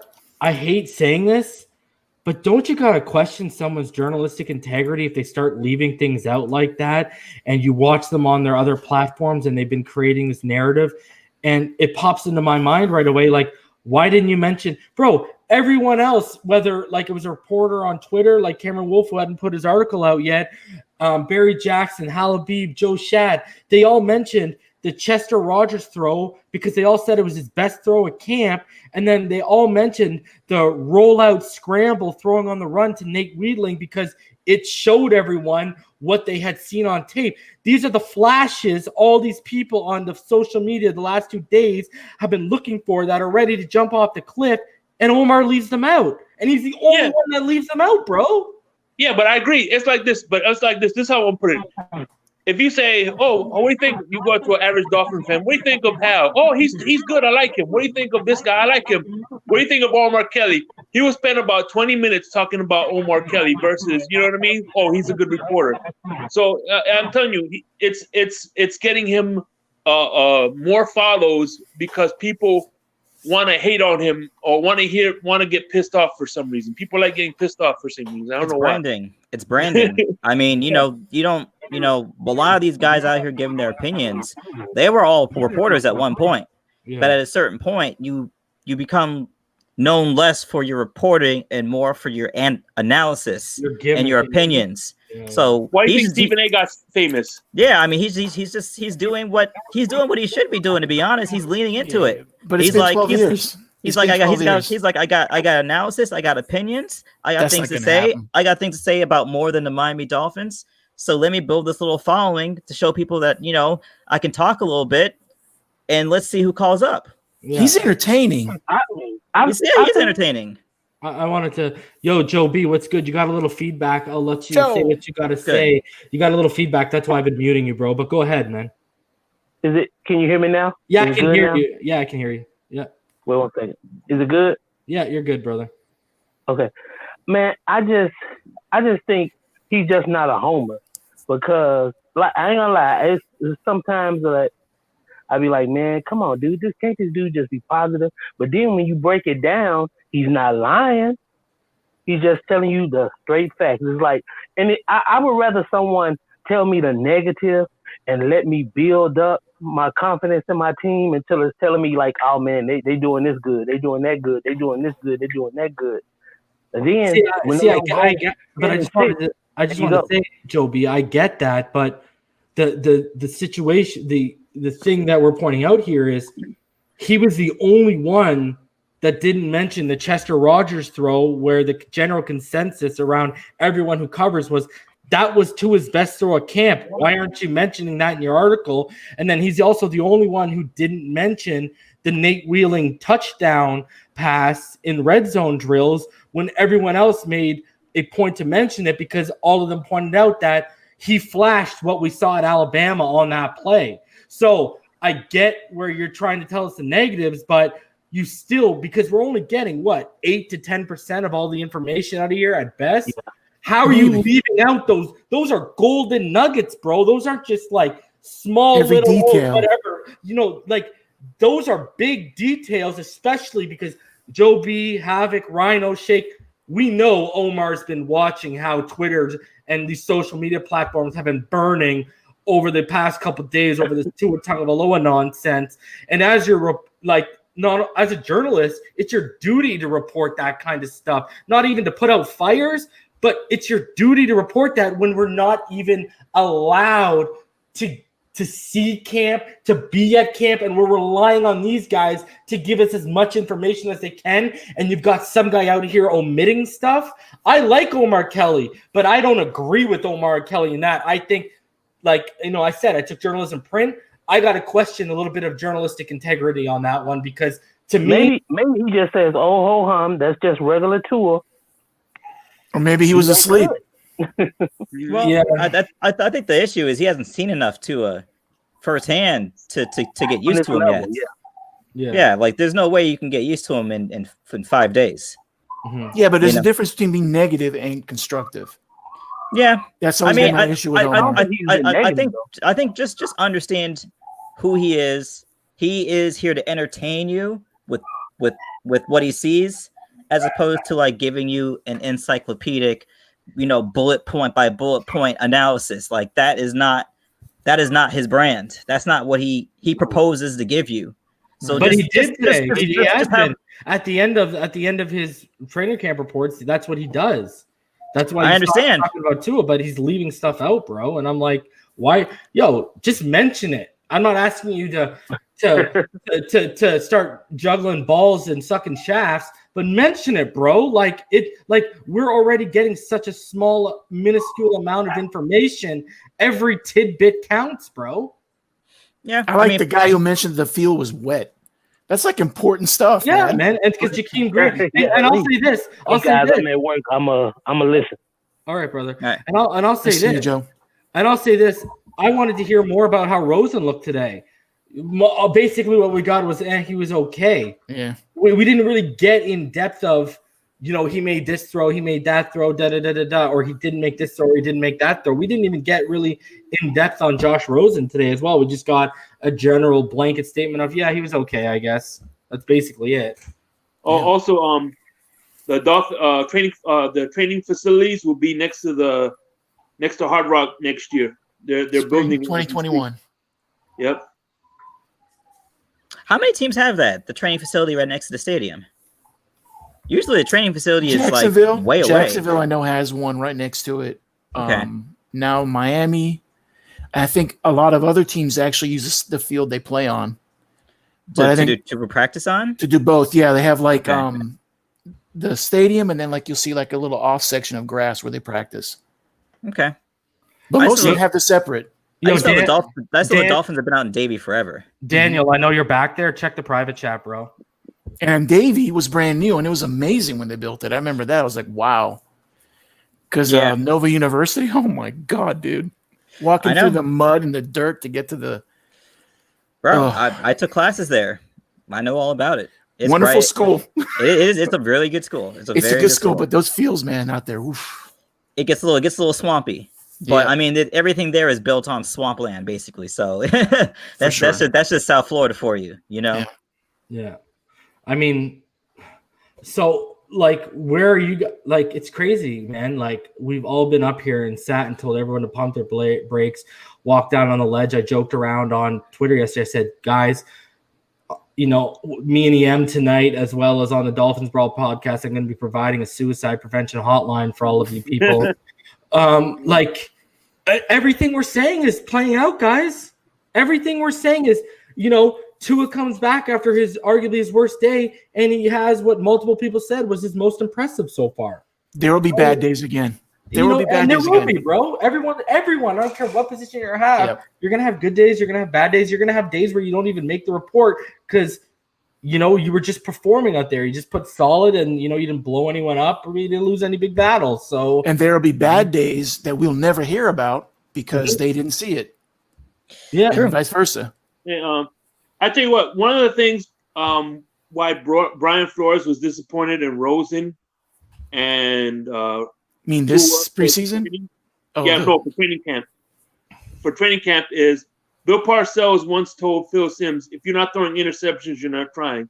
Right. So that means he wants this is the time of year where you can mess up. Don't try to play perfect pass. You know what I mean? Let it go. This is where you correct your mistakes. Don't try to play for these beat reporters. Just go out, let it rip, and have fun. You know what I mean? Quit trying to strategically do things. Just pass. Work on your timing. To look good for the reporters. To make mistakes. I agree. That makes sense. What's going on, Daniel? What's up with your reason? Another good day. Ready for these playoff games, to be honest with you, but relaxing. Yeah, man. I was seeing what y'all was saying about Tua. Do y'all not think Tua, a part of me feel like he won't be able to run with the first team.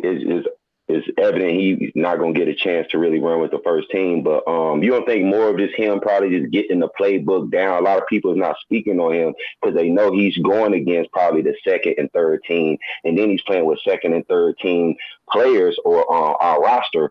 And more to me, what I think Brian Flores is doing is making sure that he understands the playbook before he does go into the first, like pretty much go into the starting, playing with first stringers. They don't really want to judge him. I guess to me, they're just judging him basically off him knowing the playbook. Yeah, I agree. It will come though. Learn how to do his progressions through his reads, and I think that's really what they want him to But learn. it's going to come.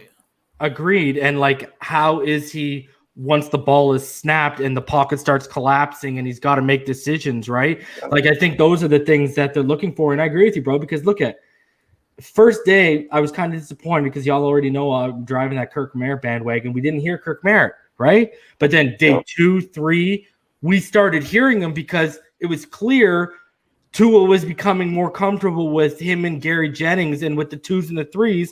And again, how many times have we heard Tua popping up in the same sentence as Devontae Parker and Preston Williams?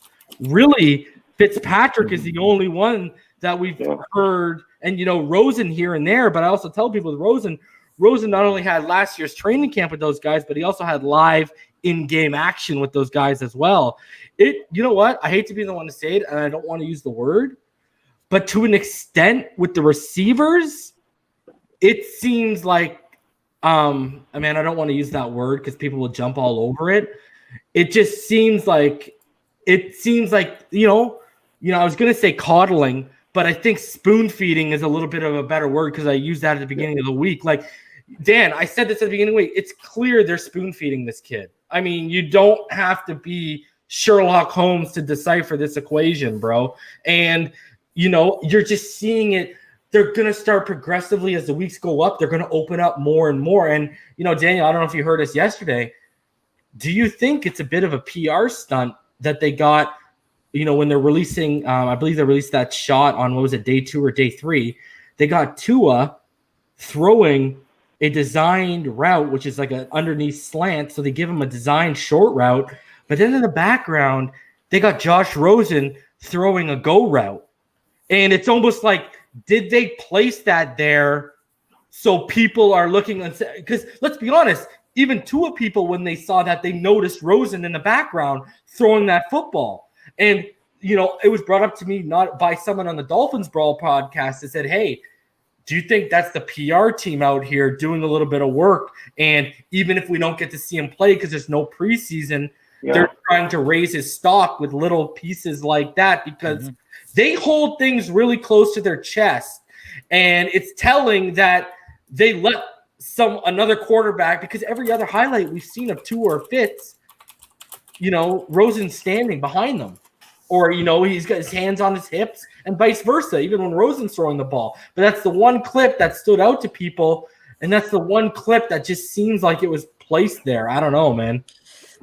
Yeah. I mean, one thing we should realize is the PR team, number one, the PR team is always at work. They're never not at work. They're always on work. They're always on, at work. I think in terms of, this is what you're supposed to do with rookies. You're supposed to have plan for them before they show up, as opposed to, let's throw them out there and see what happens. No, we're going to have an organized, a thoroughly done plan for your progression and your development. And until further notice, we're going to stick to that plan.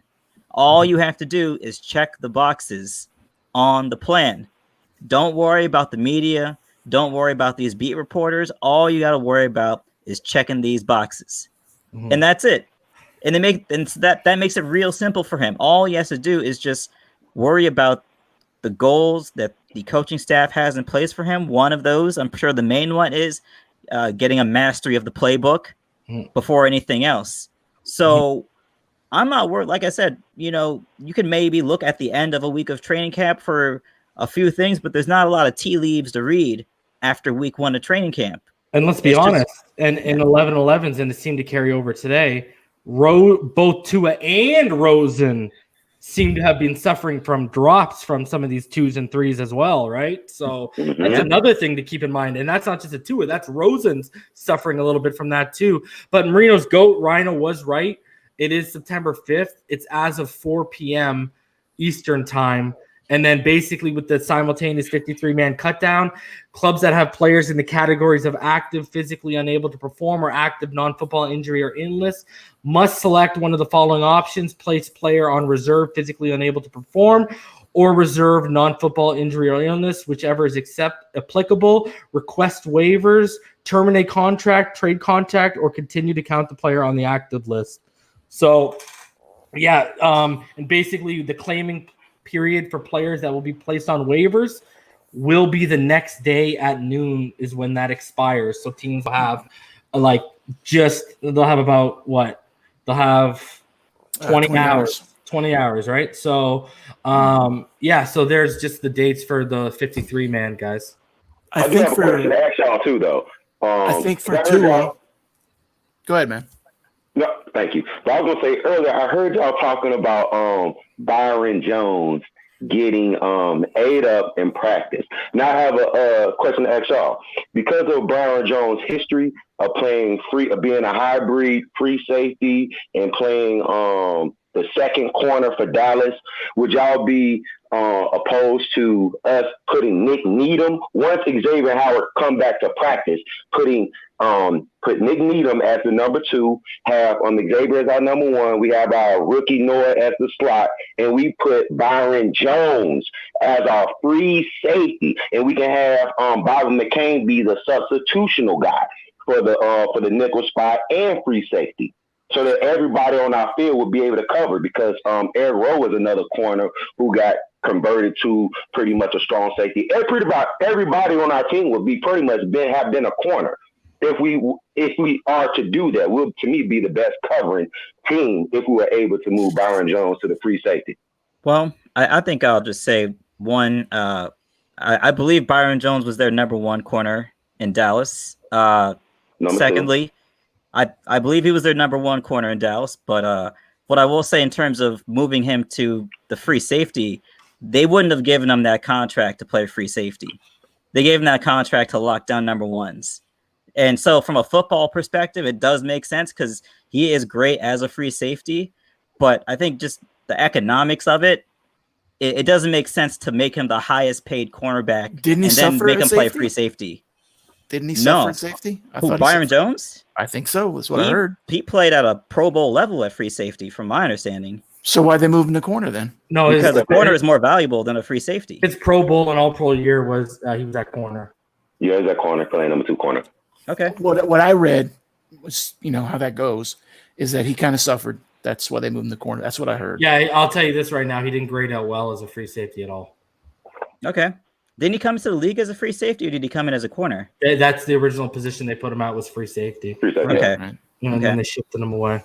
Yeah, but I agree with you. I don't think they paid him that much money to be a free safety. And we highlighted it in yesterday's practice. If you guys saw, I don't know if any of you went out and saw the film, but look at that Kalen Ballage clip where Kalen Ballage gave him a little bit of the 1-2 step, got past Byron, made the catch, but then Byron caught up to him.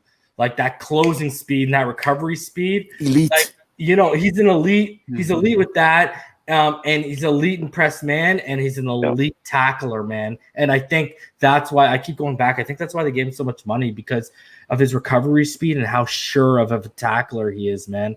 Man, to be honest with you, bro, I think if you got if there's a hole at that corner too, the way it's sounding, they're loving Noah right now. Yeah. Now, would I put Nick Needham there? Probably, because Nick Needham has more. I'd like to see that look. And Needham has, I agree. I've said this since we drafted Noah. Because of the things I saw on tape, I would like him to sharpen his teeth in the slot. But again, I've highlighted this multiple times, and I know Ian's laughed. From what we gather, they're loving Jamal Perry in the slot this offseason right now. Yeah. I don't know how much that's going to stick, but I mean, that's why people were basically trying to pitch the narrative that Nick Needham, here's the thing. Byron Jones, who's he been burnt by? He was burnt the first day by Jakeem Grant, who's burning everyone. And then he's been burnt by Devontae Parker, who even Stephon Gilmore couldn't hold down. But you're not seeing, no offense, EM, you're not seeing Mac Hollins out here burning Byron Jones, right? Man, and that's what the concern was with that was the concern with Nick Needham was Nick Needham has got burnt a few times And again, it was Kirk Merritt and Jakeem Grant, so people got to slow the roll on that because those are 4-3 guys, bro. Like, he's not out here being burnt by like a 4-6 guy. No offense to Isaiah Ford or whatever, but I'm just saying, So, it's going to be really interesting because we actually, I don't know if we talked about it on stream yesterday, but a report coming out yesterday was they saw a lot of nickel and 5 DB sets yesterday. Exotic packages and stuff. Mm-hmm. So that's when all them quarterbacks are going to come in real handy. Well, and that's what I wanted to, and I've highlighted this in our show before, guys. That's how you that's already been proven to be the blueprint on how you beat a Lamar Jackson and a Patrick Mahomes. Is you start replacing linebackers with DBs out there, and you have a safety as a spy basically in that high linebacker role, which is where I've highlighted that I think that's another spot how they should use Brandon Jones in those sets. And Brandon Jones said he's been used everywhere from linebacker to strong safety, free safety, and the slot. So it's nice to see them moving around like that. But guys, I think obviously Flores comes from the Bill Belichick's, thing. And when we saw Lamar Jackson first, I guess people want to say choke in the playoffs. Who was it against? It was against Bill Belichick, right? And the looks that they threw him were the 5 DB sets that he couldn't compete with, right?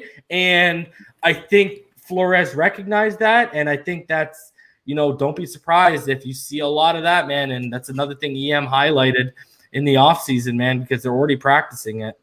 Well, one thing that definitely has been consistent amongst all the Dolphins players that have been interviewed is, we're being cross-trained everywhere right now. Yeah. Like they've all basically said they're all being cross-trained. So we know, as much as we say, Byron Jones doesn't get paid to be a free safety, you may see him up there once in a while. Oh, for sure. Once a game, twice a game. Yeah. So, definitely just having the ability, having that option of unlocking these different defenses with your current personnel. That's why they paid him so much to do that. Yeah. He could basically, of course he's been shown to be all pro at the corner, but he can play the perch as well. So, man, I like the direction that we're going, and particularly when you're talking about a defense that garners much of its strength from its secondary. That is, in this league, that's the key. Let me ask guys, the only team out here, trying to run the ball down your throat is Tennessee. There ain't a whole lot of those teams left. Yeah. Let me ask. I just assume Byron Jones is getting into game shape. That's my assumption. Let me ask all y'all this: are y'all surprised at how quickly Malcolm Perry has looked comfortable in this transition?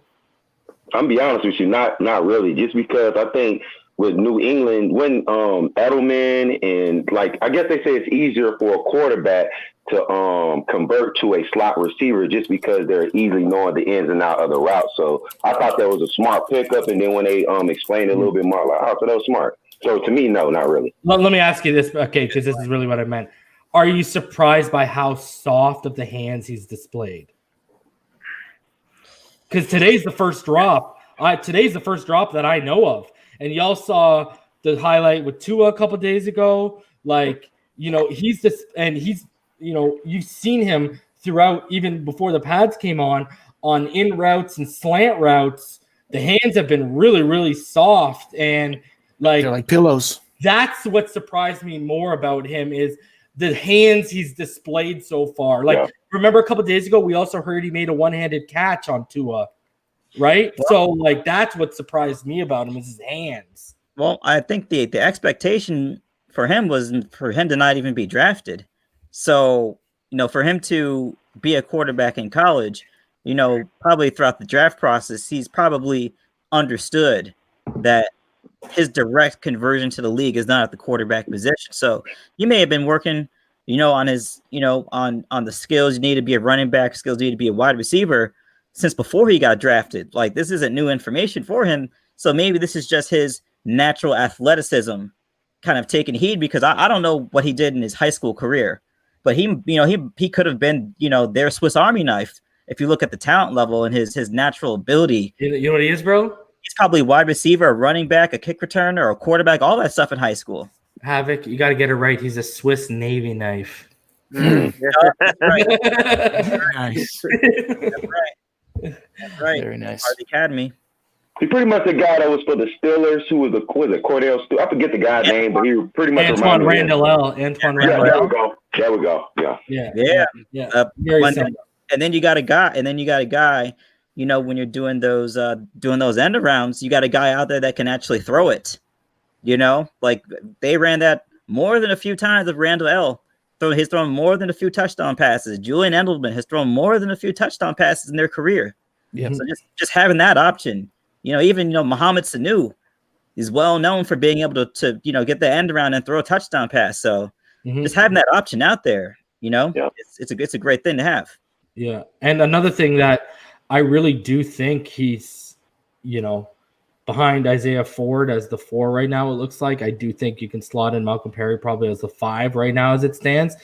And it's good to see that, I highlighted Gary Jennings and Kirk Merritt, but it's also been clearly obvious that Tua Tagovailoa and Malcolm Perry have also been developing a rapport too as well. Because I've heard more Tua to Malcolm Perry than any other quarterback to Malcolm Perry, in all fairness to him. Guys, smash that like button if you're here. Subscribe if you haven't. I wanted to point out, guys, we're already past 1,100 subscribers, and we hit 1,000 only a few weeks ago. So it's nice to see the channel continue to grow, guys. Appreciate it. Anything else you guys really want to dive into here? Me. Who's the guy that Belichick worked out that we picked up in UDFA? What's his name? Render, yeah. Have we heard anything about him? Not really. He's only popped up in the first couple of days in little one-line tidbits. Okay. Yeah. Nothing. At Really. least it's good to hear something good from Strobridge, though. Yeah.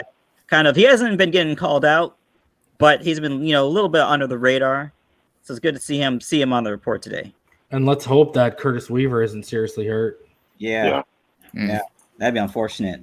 But you know what I mean? And it is good to see, like we predicted, basically Van Ginkel has just stepped right in with Vince Beagle going down. And I really hope this guy takes advantage of his snaps, because I liked what I saw when he came back last year when he was a little bit healthy.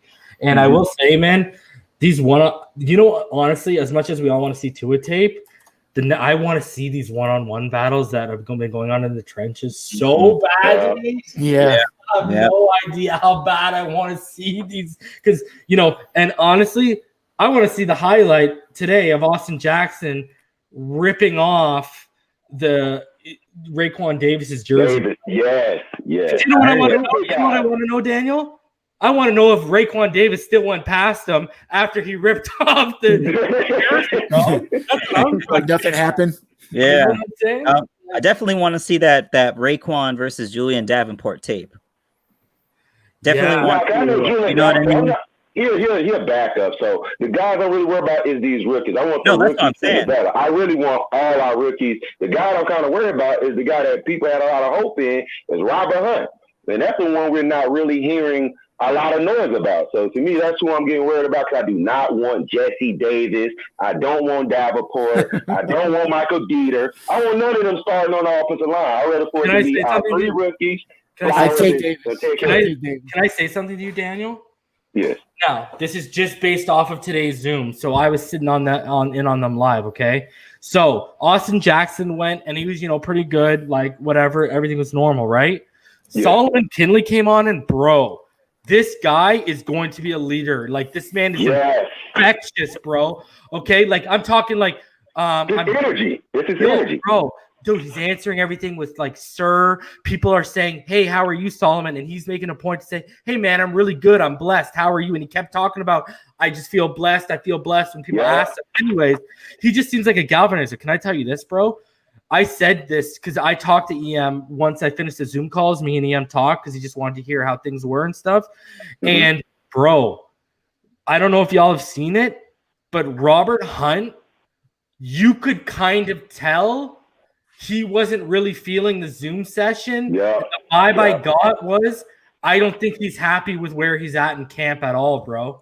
I think he expected it to be, he was kind of, I don't want to say he was standoffish, but like he told someone, oh, I don't understand the question you're asking, when they literally laid it out for him, like, what's the biggest difference between playing right guard and right tackle that you've noticed? And he's like, oh, I kind of don't understand the question, but then he's circled back to it and answered it. Like it just seemed like he wasn't, like you could tell practice and where he's at right now, to me, seemed like it's getting to him, bro. Well, I think he may have came in with the mentality like, man, I'm going to get out here and I'm going to show these boys what's what. And then he realized, you can't just push around the Shaq Lawsons and the Raekwon Davises and the Kyle Van Noys of the world the way you're pushing around dudes at Louisiana Lafayette.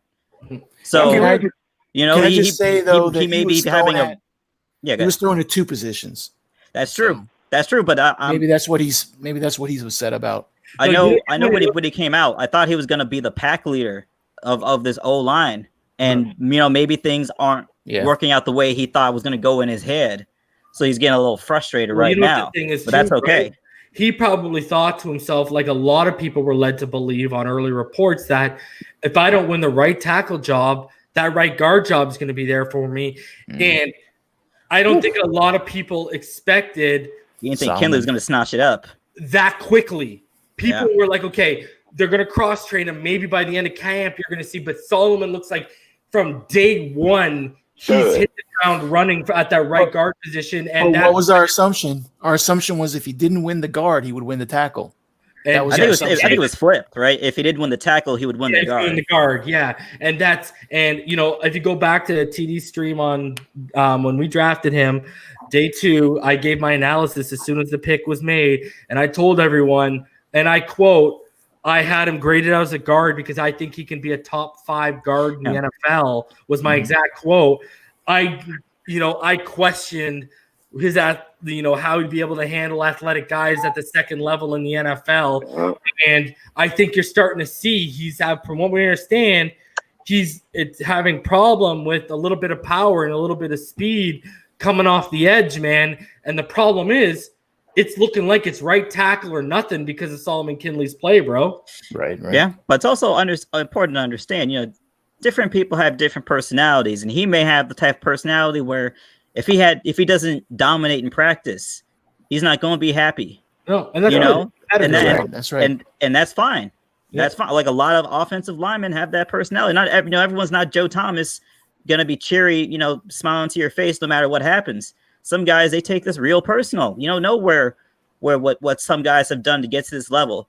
So when they go out there and they get dominated, it's personal to them. That's that's their livelihood on the line. Mm-hmm. So I appreciate he takes it that serious. That he's like, you know what, like I'm not showing out the way I thought I would, and I'm not happy about it. Yeah, can you imagine if he was happy with it? That'd be bad. Yeah, man. If he was out here like I'm not gonna say his name. He's playing right tackle for our team, but no, but who my comparison hanging his head after he was very similar to Brandon Schreff coming out. And Brandon Schreff was a right tackle who's been moved to right guard, and he's one of the best right guards in the NFL. And he actually beat Brandon Schreff's bench press record. Because they went to the same university, I believe. Did they go to the same? They went to the same high school, or they went to the same high school, I think. And Robert Hunt beat Brandon Schreff's bench press record in high school. And when you actually watched his tape, that was the comparison I made. He did look a lot like Brandon Schreff, the prototypical guy that you kick in the right guard, you kick in the guard, and you got something special potentially. So, I do believe Robert Hunt has the ability to play right tackle. I think it's more technique, his feet placement. Is that to me? That's what he highlighted, right? His ability, it's not really his ability because he has the ability. It's just more of the technique. He got to get that down. Like I said, come from Louisiana. I mean, you dominating people already. He don't have to really focus on his craft that way. If you're dominating people, using your overwhelming power and just ability. I'm gonna be real with you too. Solomon Kinley, a lot of people, like he was saying that, I do believe him doing the swimming lessons and all that, making his body agile, being able to move certain ways, dude, he's going to be a stud for us. I mean, I know he's going. I got a feeling he's going to be a stud for us. It's always these cross sport guys. Mm-hmm. that are always able to translate. These guys that play more than one sport, that they can take the skills they learn from that sport and they can translate it onto, and we've seen it most popularly at the quarterback position with Patrick Mahomes out here throwing the football like a baseball out here from different sidearm angles, stuff like that. That stuff they teach you when you play the infield. And his footwork, he contributed his footwork to because he played basketball too, right? So he attributed basketball to his footwork, and he said, like swimming, it really helped with his conditioning as well. Yep. Mm-hmm. So I like that they race. And he talked about it, like the camaraderie between the group. It's like, we race and beat. Like it was like he is a solid kid. Like you said, his personality just you want to root for him. He makes you want to root for him. Did you watch the Robert Hunt one? Yes, and got excited at the end when they talked about it. Exactly, right? That was the only time he got happy was when they talked about his bond with Kinley and Jackson, right? Yep. But I will say, did you notice it was kind of interesting that it was pointed out in those Zoom sessions that at the combine when they paired all the lines? Yeah, that was crazy. Instead of 20, 25, and it was all in the same group. I'm like, wow, Yeah, all these Hunt, Kinley, and Austin Jackson were all paired in the same group of lines at the combine. Yeah, it was crazy. Like that was good. So, and you know what? And let's be honest, bro. I said this yesterday, and this is why when I highlighted Kinley, pre-draft, right? Kinley, Damian Lewis, and Robert Hunt were the guards that I really highlighted pre-draft, as well as what's his face, the kid that I loved out of Oregon. I'm flipping my tongue right now. Oh man, I was banging the table for that kid. Andrew, something like that. Andrew, darn it. Oh man. Yeah, I don't remember. I had trouble remembering my name, so. Hold on. I'm gonna. Shane Lemieux, who went to the New York Giants. Sounds like a hockey player. Yo, bro, Mario Lemieux was number 66, and Shane Lemieux took 66. It's amazing. Mm-hmm. Anyways, so those were the four guards that I was really highlighting. But Solomon Kinley, man, this man, he sharpened his teeth in the SEC next to arguably, I called the most sure bet left tackle in terms of Andrew Thomas. Like, Andrew Thomas didn't give you the ceiling of a Jedrick Wills or a Tristan Wirfs or even a Mekhi Becton, but he gave you the highest floor out of all those guys. So he was the biggest sure bet. And, he's gone from working against that guy to a guy like Jesse Davis, who he's chopped his teeth in the NFL at both the guard and tackle position. And you really couldn't have got a more perfect mentor for him. Well, obviously, unless you would have got like a Larry Warford or an All-Pro. But in our situation, it's pretty much the perfect mentor because as Jesse Davis is playing tackle, he can help the guard next to him because he's the first person that guard should be looking to for advice, right? So because he played that position at the NFL level, man. So, I mean, it's a pretty good situation for Solomon Kinley. And the thing I love about him is as talented as he sounds in practice, he sounds just as humble. And that's a big, big thing, man. And I don't care what anyone says. He just seems like he has that infectious personality that you want to follow that man into war, bro. Kind of like a Tua. It's just he's a little more animated. It's like Jerome Baker. I've highlighted. We can say what we want about Jerome Baker and his scheme fit, but I've highlighted it's clear the players and coaching staff like him because Jerome Baker seems like a very, very likable person, man. He just has great energy about him, right? Same thing with a guy like Preston Williams. Like, they just have great energy about them, and I love to see Solomon Kinley added to that room, and I really think 3 to 4 years, it's not unrealistic to think that might be our captain on that offensive line. Yeah, I mean, I think as many new guys as we have on our team, we're not sure who the leaders are going to be yet.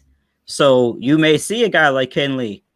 We may have, maybe position Hunt to be the pack leader, but it may end up being a guy like Kinley. But, it's hard to tell after just one practice where you got a guy out here, trying to play a position against actual NFL caliber guys when he was playing for Louisiana Lafayette. There's, he still has all the measurables you want, It's just, it's going to take a little time for it to all to come together. But I like the fact that he's taking it seriously. I like the fact that it's personally affecting him. Like this is what I do. I only dominate. I want a guy with that type of mentality, on our O-line. And also, just to reply to a comment to Moreno's GOAT, when he says he's going to open my MVP Madden 21 team packs going all Fins, baby. From what I understand, Madden 21, you might as well call it Madden 20 and a half. But good luck. I hope you have fun with the game. Yeah, honestly, the only reason I'm buying it is because I'm going to buy it digitally, because when it drops over the holiday season, if you bought it for PS4, you'll get it free for PS5, basically. So I understand. Yeah, they're not going to make you pay for it twice, but you have to buy it digitally through the PlayStation Store. And basically what'll happen is it'll download for you right away when it comes out on PS5. They're not going to make you buy it twice. Okay. Do we know what the PS5 prices for games are going to be? Is it going to be like 70 a piece? Dude, I'm hearing 90 for you guys, bro. Oh. I'm hearing 89.99, bro. But Hey, I've heard 79.99 or 89.99. But welcome to my life, bro. Games out here have been 79.99 since the early 2010s. And guys, I got 14% provincial tax. A game cost me $93 after taxes, bro. 93 Canadian? Yeah, so that's why I buy my games digitally, because it's $79.99 from the PlayStation Store and they don't charge me tax. Okay. So, but Xbox does tax you, those bastards. I want to show this because every day I've gone over these little clips of little highlights that have gone on. We've got a little minute and a half. These are some of the clips that have been allowed out by the Dolphins today. So I've done it every day. We'll go through it right here. There's the godlike beard stretching before he lights it up. Jesse Davis walking Solomon McKinley right next to him, bro. Mm-hmm. Yeah. It is. They're a team. It is, man. You could tell that right side, bro. Robert Hunt. No. He looks happier than he did at the end. That's a big boy, man. Yeah, he looks like he's ready to hit somebody. So, Hunt is big. Dude, yeah. That dude's massive. See, getting that footwork technique in. Austin next to him, though. Jesus. Austin looking bigger. Gee, man, you making Robert Hunt look small. What's going on? Bro, think about Ted Karras. Is that Karras? He has some monsters, man. That's Karras, right? The left arm of God. Boom. In coverage. Right on the money, baby. Darren Smythe. Bob McCain. Smythe. Yeah. Okay. Shaq. Okay. Oh, boy. 58. I thought Shaq was 91. No, he's It was 91. Ahmad Agba, right? Yeah, I think so. Fitz. See? Again, there's Josh and Tua watching them. And look they both ran short routes, one to the right, one to the left, probably. I just think they're on different programs. They're on different programs, all of them. Yeah, like they're on individual development programs right now. Yeah. It was heavy first, Rosen, light, Tua. Heavier for Tua than lighter Rosen. They got training camp mapped out. Like, they got it mapped out. Well, let me ask you this. Do you think 58. that let's say as a play caller, because our offensive coordinator has been in the league for so many years, that depending on who the starting quarterback is, he's going to have different plays that he designs for each quarterback, or they're going to put the same umbrella? He probably has plays for everyone already. He just calls the one that fits them, I think. From what I understand, his play calling style is flexible. So he's gonna call the plays depending on the personnel he has available to him. To me, it scares me because I think Chan Gailey and Fitzpatrick in their brain, like, this is our last hurrah, so let's go all in. And that scares me because we're not really, to me, I think we're all going in for Fitz to start. And I just don't like that, dude, because we've seen what he can do with Chan Gailey. They already had their turn, and they had some high points. They had some high points. We're not winning the Super Bowl. We're not winning the Super Bowl this year, man. We're looking to make a bridge. I want to see progression with our young players because, to me, it's not really a battle between Josh Rosen and Tua. I just want two good quarterbacks on the team. I don't care who's better. I just want 2 of them. I would have 2 good quarterbacks than no good quarterback, or just one that is good who can get injured. I would have 2 decent quarterbacks on the team. Like I hear you. They both wear Dolphins jersey, so But to me, it's not really a competition. They both. I will say this, Daniel. If you do the history, remember Ryan Fitzpatrick under Chan Gailey put the Jets into a position where remember the money he was demanding after the first season he had with Chan Gailey. So I mean, here's my second route, the second season. Yeah, agreed. But I do think we have a better overall coaching staff in place than what the Jets had at the time.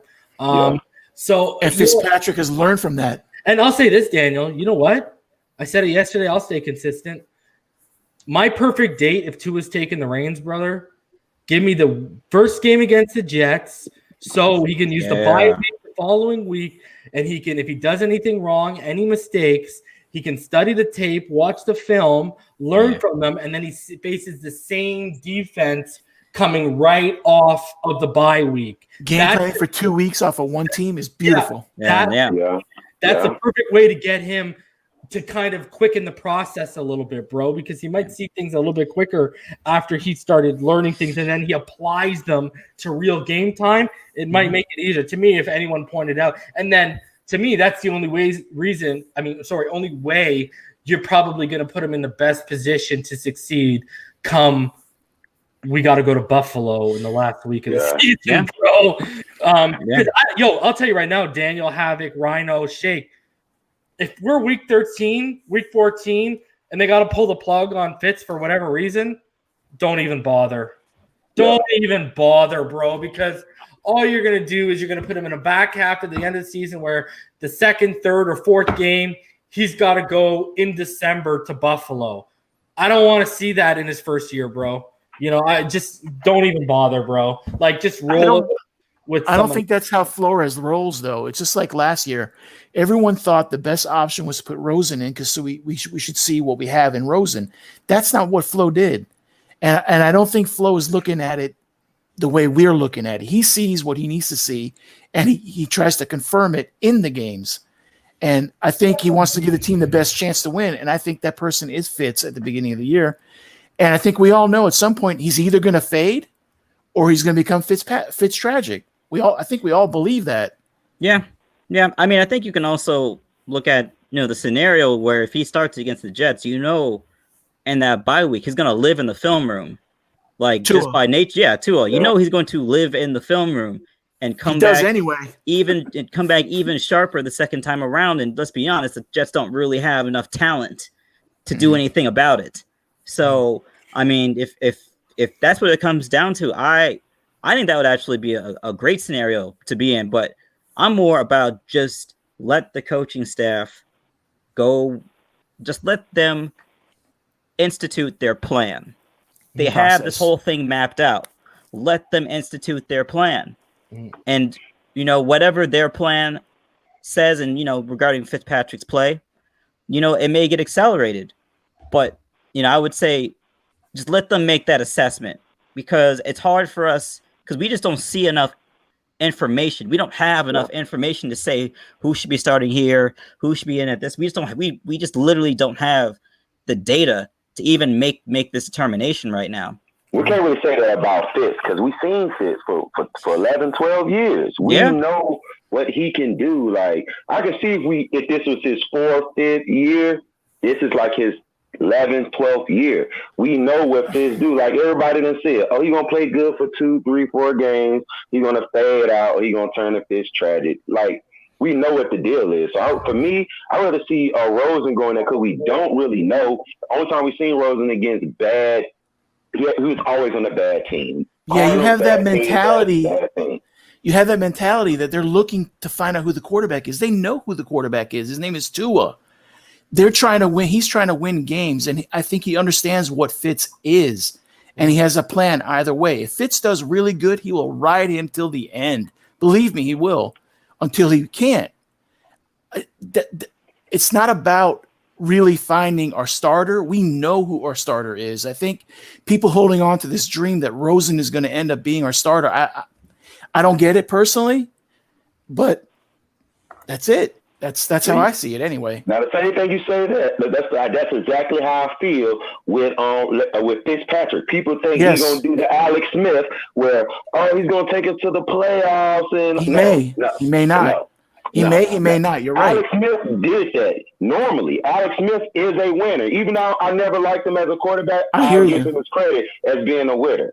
Fitzpatrick, out of his career, maybe was a winner 2 to 3 times out of a 11, 12-year career. I mean, he has a long career, but we know he's probably been good out of the seasons. Maybe 30% of his career, he was winning. So to me, that's not. I don't know. More people are thinking he's going to do the Nick Foles. Yeah, that's interesting. But that's an interesting point because Nick Foles. I mean, you put him in a pressure-filled situation. This guy smells like roses, but if you hand him the reins, he looks like a backup quarterback playing starter. Right. So I think the real question is when does Tua start? Not if the Dolphins are trying to play it out and see who's gonna. But no, we all know the vibes. We all know the vibes. It's just a matter of when is the week and when when Fitzpatrick hits the wall that he often hits. Do we ride it out or do we have a plan of succession ready to go? And where Fitzpatrick, where Tua, where the coaching staff all are on the same page. We're moving forward with him. So we have a plan to do this. Are you on board, Fitzpatrick? I think Fitzpatrick will say, I'm on board. Let's do this. Oh, yeah. Well, the thing is, too, that people have to take into context is because of the minimal information we're getting. I mean, I've been on record of saying I think if Tua shows out by the end of all this, I think the leash is going to be about 2 games for Fitzpatrick. Yeah. But, I mean, what if Rosen still looks like he's a couple steps behind and Tua still looks like he's coming along? Do you extend that leash to 3 or 4 games now? If they do, we'll know why. I mean, but if it's looking bad, I'd rather for a quarterback to me, if he's looking bad, I'd rather for the young guy to come in to at least learn, and he'll be going against the live action to where he can learn than having a guy that we know is not our future that's being stuck in the game and we're losing. I don't want that. I want us to always progress. That's not progression. That's like a stalemate. If you keep the guy that's in there and he's not doing anything of the betterment of your team to make us better, to me, that's a stalemate. I don't want that. I want us always to progress, to get better. That's the point. Each NFL game, each week, your team is supposed to get better. You're supposed to get more comfortable, familiar with each other. Each week is a progression. I don't want us to be like, well, we got to week 2, and then we fell off, and then we just fell off for 3 weeks because we didn't want to take Fitz out because he is a respected veteran in the locker room. That's what a part that's like to me is going to hurt is when Tua do come in. It's like a lot of them do look at Fitz as the leader of the team because he has that leader. He has that in him, which I cannot deny. He has that in him. So, I mean, but then why did they put Fitz back in after Rosen sucked? The logical move would have been to keep Rosen in there to see what he had, but Flo didn't do that. I mean, what has changed from last year to this year? Flo said he did it to protect Rosen. He's on record saying he did that to protect. Well, he also said, I'm going to play the players that give us the best chance to win. Right. And what people were saying, like reporters were basically coming out with is the general consensus in the locker room was everyone realized Fitzpatrick gave them the best chance to win, not Rosen last year.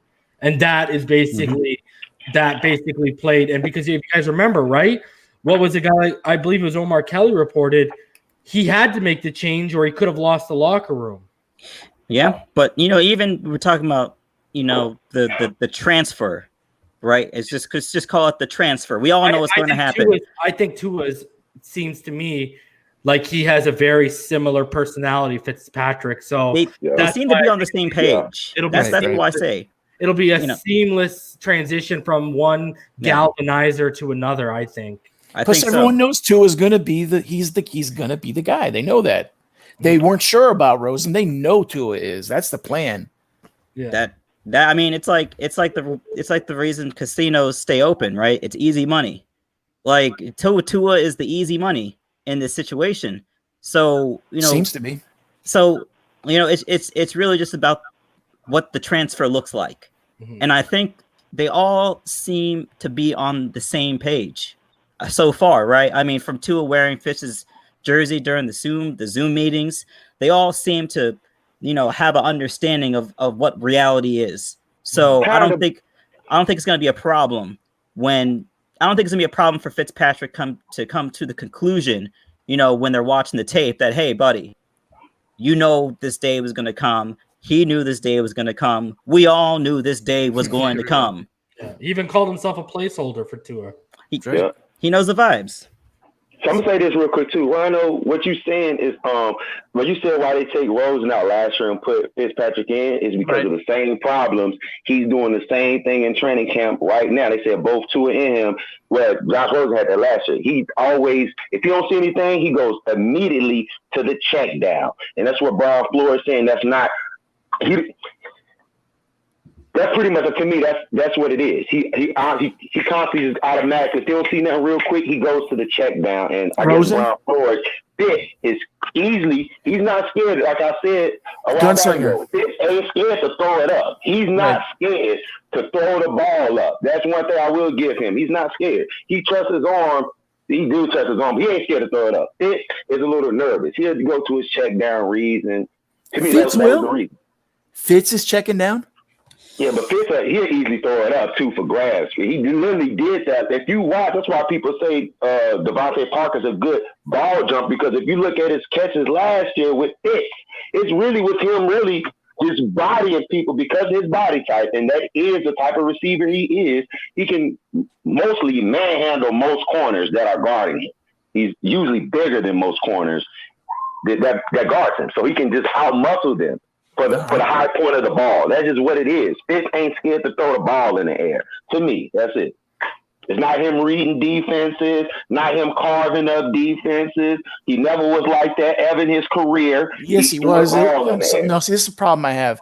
Fitz has played at a very elite level multiple times. The problem is that he drops even lower when he plays poorly. That's his issue. But there are times that Fitz will play at an elite level. Yeah, like Geno Smith. Oh, so you saying he had those good? No, I'm saying Fitz it. I didn't say Geno Smith. I don't know what this magical tape of Geno Smith playing at a high level is. I have not seen that ever in my life. He threw a perfect completion. I want to say that was against us. No, I'm not saying he completed the ball. Fitz can do the same thing. He can play a good game and go to trash. No. I'm saying Fitz plays at an elite level, at elite level, top 5 level. He can do that. He has shown that. The issue is he drops the top below. That's what I'm saying. Fitz's main problem is consistency. It's consistency. Yes. He can play really well, and then he can fall off the cliff. So I think we may get Fitz. We may get the bad Fitz. I don't know. None of us know. I don't think Flows knows. I don't think Fitz knows. All I'm saying is at some point it's going to be, to me, if Fitz struggles at the beginning, I don't think Tua's coming in to replace him. I think Rosen's coming in to replace him. I think if Fitz struggles or fades off towards the middle, towards the later season, that's when we see Tua. That's my personal opinion. I have no idea. But this is why coaches make the money. Lakers Day, man. Jordan Love, I mean, he's in a battle for that number 2 spot right now. If you guys have been paying attention to that with that Boyle cat, so. Yeah, I don't know about that. I had my rankings, quarterback rankings were 201, Burrow 2, Love 3, and Herbert 4. So, I mean, I'm on board with you in that, but I mean, I don't think it would have been all as hunky dory as we all think it is right now. I think Jordan Love was the consolation prize if we didn't get to it. Oh yeah, for sure. Yes. So guys, anything else you want to? We're about the 2-hour 15 mark. Anything else you guys wanted to cover quickly? Good debate, David. Good debate. Yeah, man, it was a good time today, man. I had a good time, and fins up. That's all I can say. It's a great time. I hope y'all get to enjoy yourselves too to watch these playoff games. Mm-hmm. I'm about to plug in right now. My Raptors are killing it, bro. Shake, you got anything you want to say? Yeah. Before I want to talk about real briefly about Raekwon McMillan. Mm-hmm. Wasn't he buried in the depth chart last year. Sam McGuavin took his place all of training camp last year, and he ended up, becoming the starter. You think it's the same thing as this year? Yeah, it ain't looking good because now that's 2 days of reports from 2 different publications saying they feel he's getting buried on the depth chart, and they don't. And it's off guys we highlighted coming in: Landon Robertson, Kamuga Hill. When those originally happened, me and EM were actually a lot bigger on those moves than a lot of other content creators and stuff like that. And it looks like those guys are playing out to be more than what they were on other teams and having larger roles. And it actually looks like they don't mind, like they're living up to the responsibilities of taking on those bigger roles so far. So I don't think that fares well for Raekwon McMillan. And if Jerome Baker is out for an extended period of time, that ain't going to fare well for him either. Yeah, but I'm saying, though, last year he was suppressed. He didn't get much playing time in camp either. But he was hurt last year, too, I thought he was coming off an injury last year. Yeah, he was coming off an injury last year, too. So, okay. Yeah. Because he missed the whole rookie season, right, Jake? Yeah. Yeah. All right. So, guys, I've actually been talking to Josh Houts. I'm trying to confirm whether there is practice tomorrow. I think if there's Zooms, from what I understand, it's only going to be defensive assistants if there are. But I wanted to put this up here, guys. It's on Apple, Spotify, every major place you can find a podcast. Go check out my debut on Dolphins Brawl with the homies Tim Rodriguez and David Gregg. And we basically went over Tua, Xavier Howard. We looked over some of the other teams in the AFC East. So it's about an hour long, 50-minute long podcast. Definitely worth the listen. Go check that out. I'm still working on that article. I've just been so busy with things, but hopefully I should have that done and ready to submit to the editors early this week. But yeah, guys, other than that, just a few little maintenance notes here. Smash that like button, subscribe if you haven't, especially hit that like button. If you want to make a donation, I know we had some super chat donations, but you can donate to the channel through PayPal, paypal.me/Finside. If you want to become a Patreon, guys, there's the address, patreon.com/Finside the NFL. And as usual, I will shout out our 9 patrons. Shout out to the homie Infinite Trauma. I haven't seen him the past couple of days in the comments. That's because he's going through it right now. So continue to have Infinite Trauma in your guys' prayers. Rhino Smith, Fake Spike, Joe B, KL Day, Ramon Casillas, Seth, Mr. 2-Bits, and of course the other guy on the stream here, Shake Money. We appreciate each one of you guys becoming a Patreon. And guys, I got a few more emails again. I've marked you guys down. If you want to join Fantasy Free League or the 25 League, hit me up, finsidethenfl@gmail.com. Tell me whether you want in the $25 league, the free league, or both, and I'll put you down. Okay, guys? Other than that, we appreciate each and every one of you guys for taking the time out of your Saturday to come hang out with us and listen to us talk pigskin. And we'll see you back for the next padded day of practices, guys. Fins up.